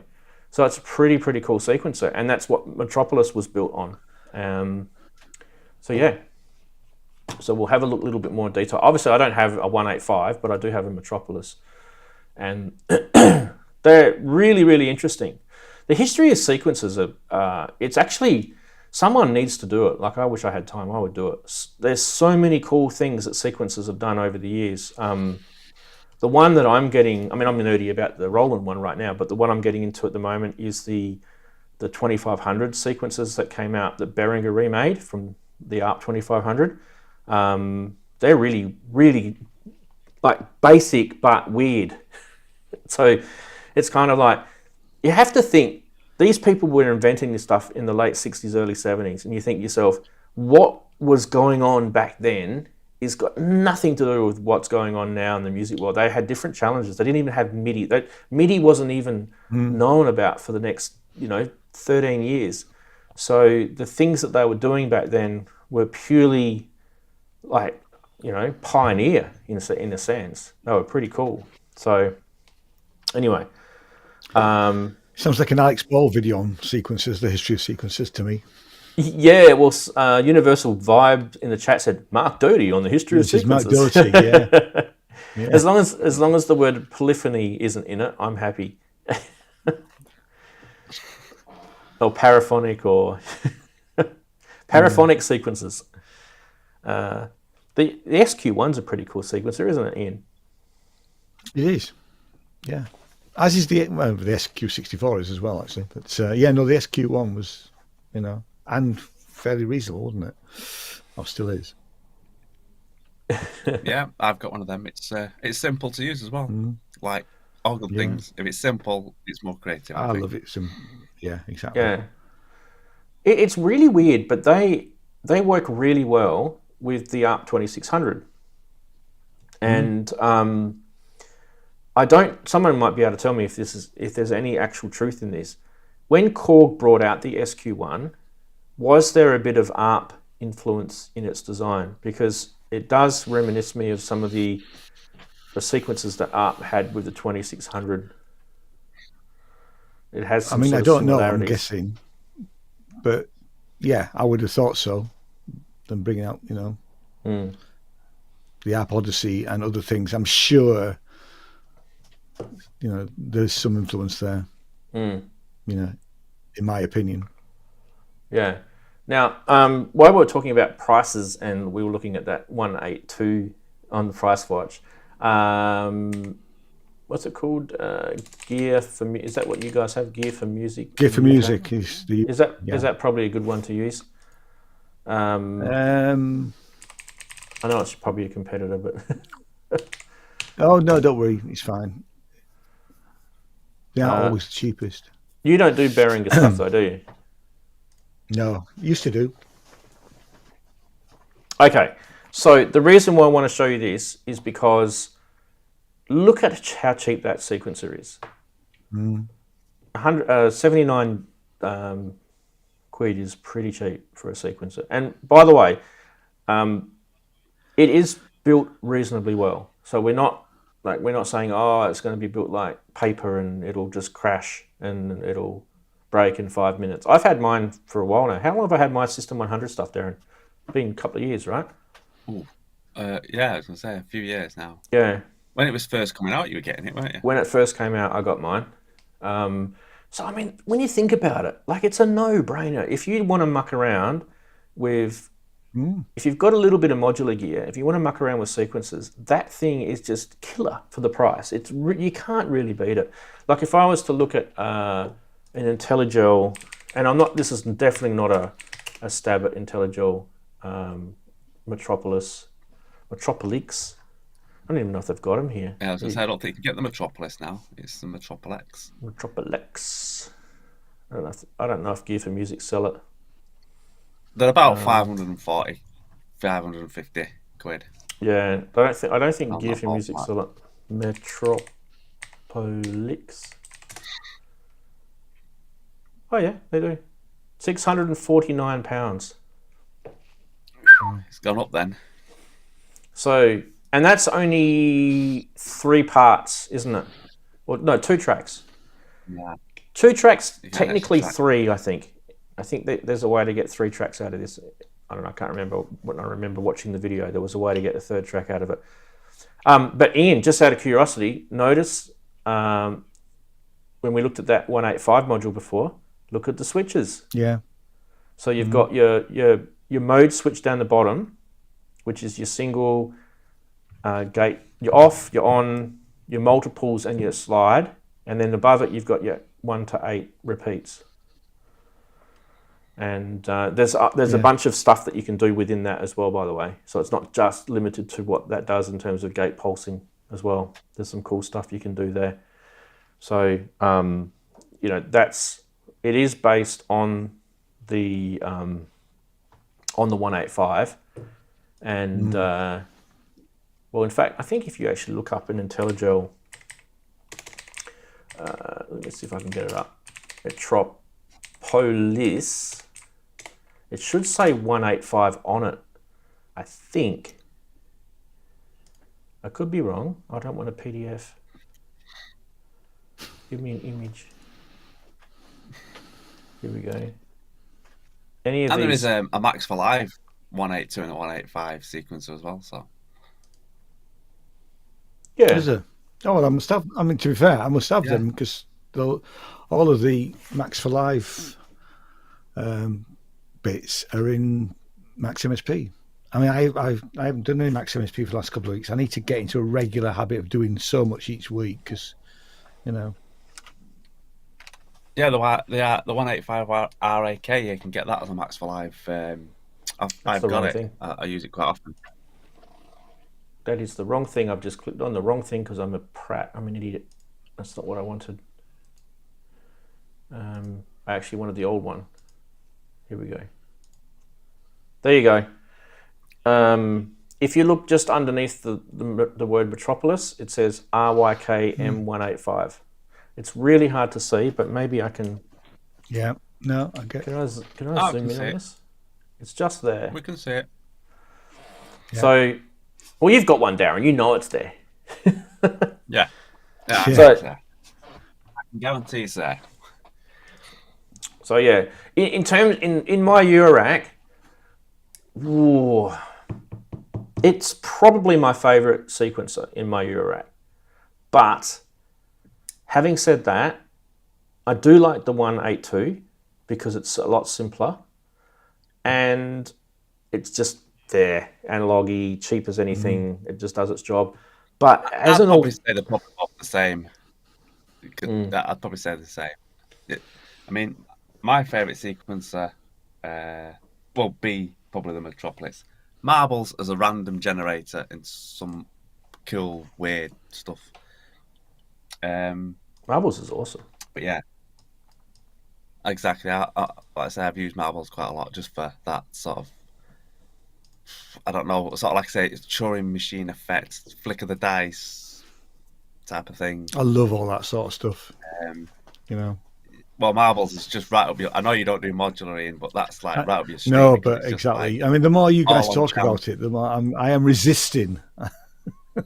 but yeah. I'll resist, trust me. The more I see this stuff, I just think, God, you know. As an alternative, I'd end up being these little babies paired together are also unstoppable. There are different versions of these too. You can get a Variegate 4. I can get a smaller one.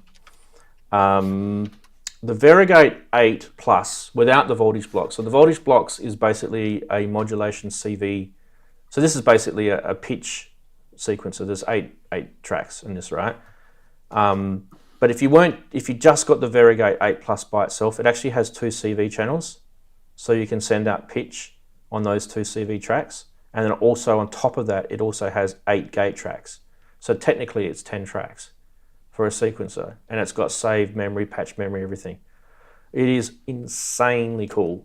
I don't know if you can see, but each track has the ability to either divide and multiply the gate. It has sequencer length. It has different modes, and then you've got these are all to do with the CV pitch stuff, root notes and stuff like that. So, and then on top of that, you've got probability, repeats, delays, there's mutes and a whole bunch of other cool stuff in there, glides and stuff like that. So it's probably not the best sequencer in the world in terms of non-Eurorack and Eurorack, combined, but in terms of Eurorack, it's actually really, really cool. And it's so reliable. Like you set that and it remembers, every time you turn it on, it remembers where you left it off. Even if you slid one of those sliders in the wrong spot, it'll remember it. You can recall patches, it's got patch memory. Yeah, so completely different though to the logic of the 182, 185 that we were just talking about. So it's a different world. So it works in a different way. And it's a little bit annoying because if you're working in your Eurorack and you've got both like I do, you have to literally like pull one brain out and put another brain in to sort of operate them concurrently. It's a bit like marbles, isn't it, Darren? You work with marbles, and then you have to work with the Metropolis, and you're like, hang on a minute. Yeah, like I say, you have to have a different mindset on marbles, really, because it's not. Whereas on like the Metropolis and things, you sort of, I don't know, it's like you're creating the rhythm, whereas marbles is for you in a way. Yeah. Randomly creating it, all evolving all the time, so you can freeze it when you like the evolving that it's got to. But all set within certain before that disappears, so it's not completely random.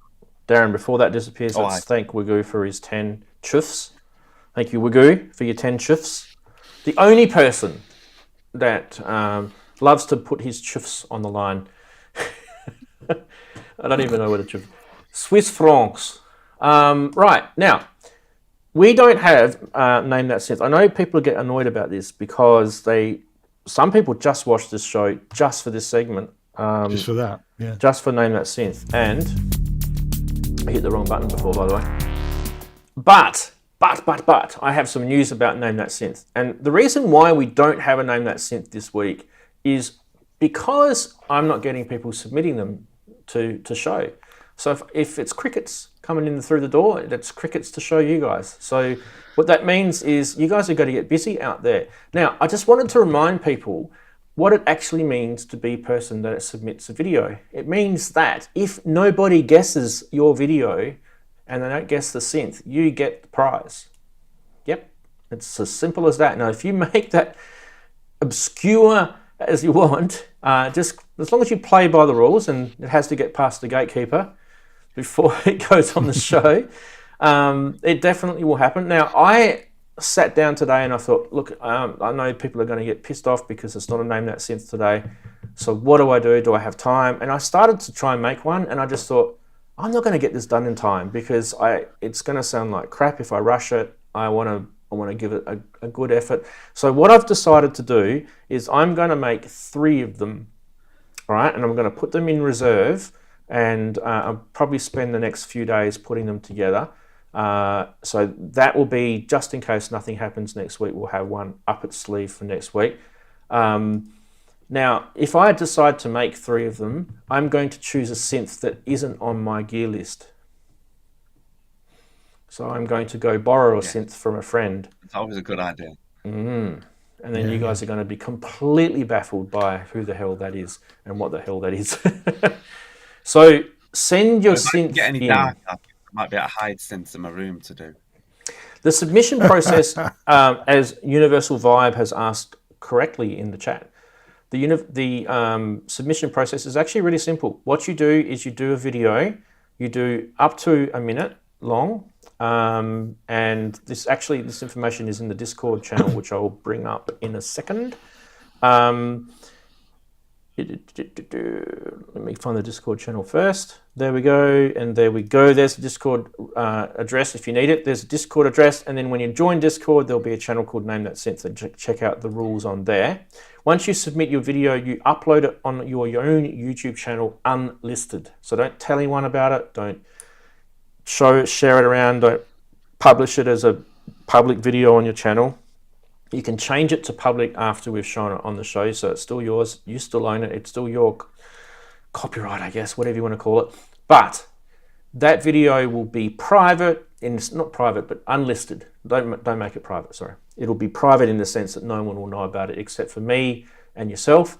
You send the link of that YouTube video through to me.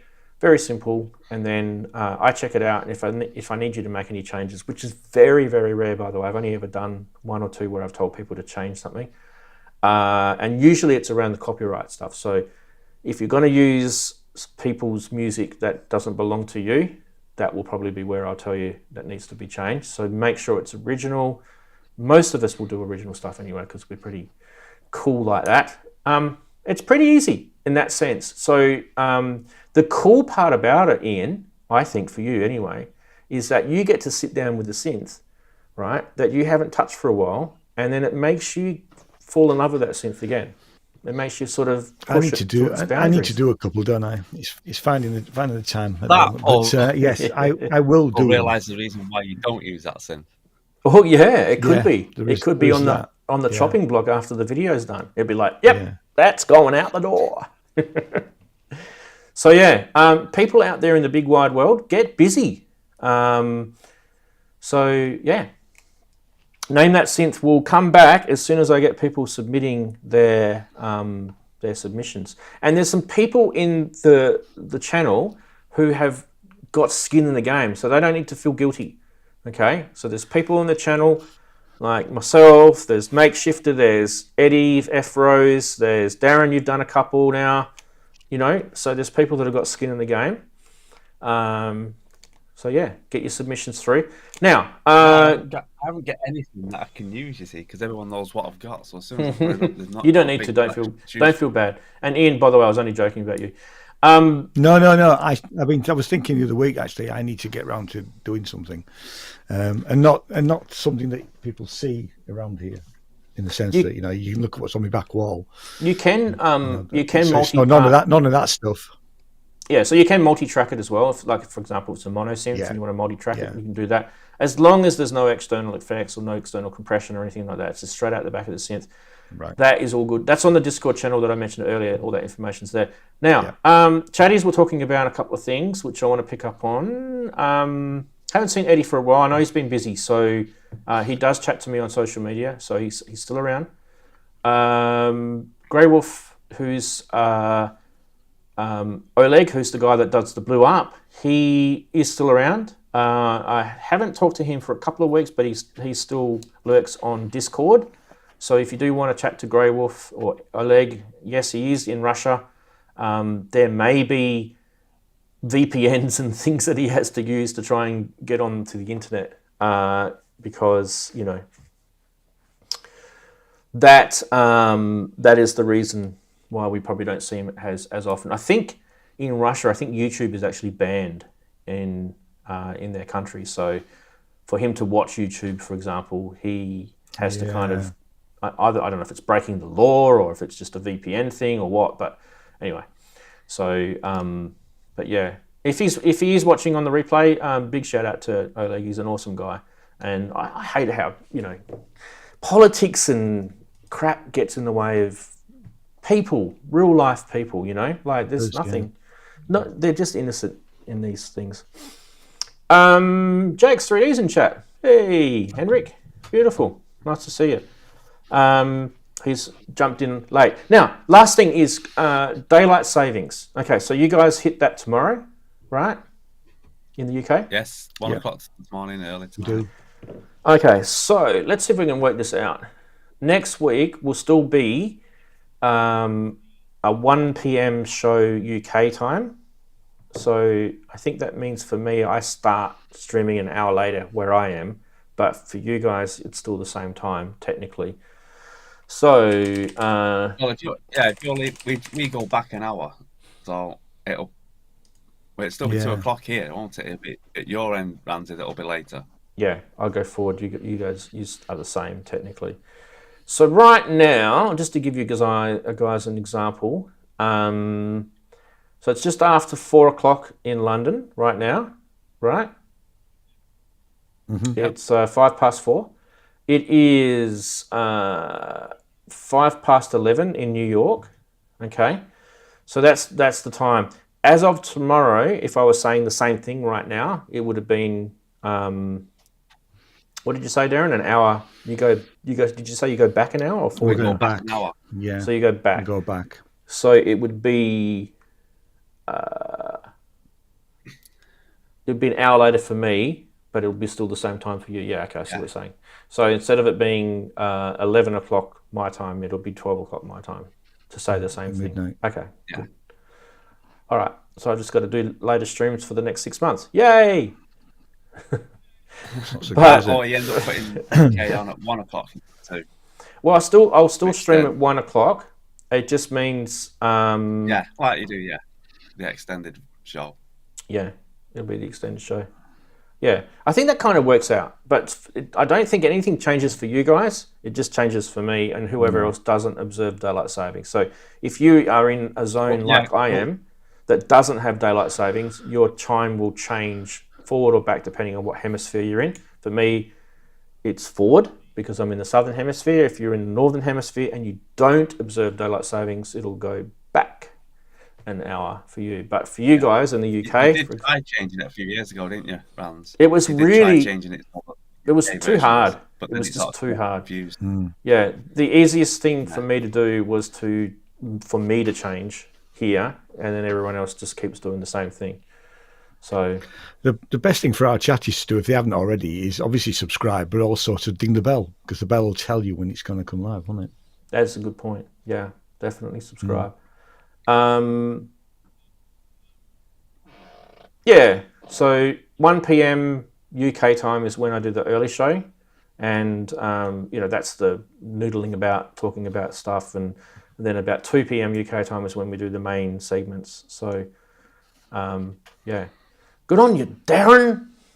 And you look at that, you just got. I'll have to send that through to you, mate. $9.99. Yeah, but that from wasn't David. Yeah, but that's a laugh because that wasn't tutorial. That was me blabbering because I hadn't got a clue what I hadn't used it for a while. no. I'll have to flick it through you. Teacher of the week, Darren. Teacher Thanks, of the David. week. Good on you, mate. What a top fella he is, David. Man's will sort it out. He's got one of them. He'll only need a few. Hey, look, there's the meme now. Yeah. Those YouTube thumbnails where everyone goes. I just hate that sort of stuff, right? Yeah. Okay, what else is there? I think that's probably about it, ladies and gents. I think that's about it. Wow, we've been streaming for 3 hours. Look at that. Jeez, it goes quick, doesn't it? Hey? Well, you guys not quite. I think you guys are more like 2 and a bit. But for me, 3. 2 and a bit, yeah. Yeah,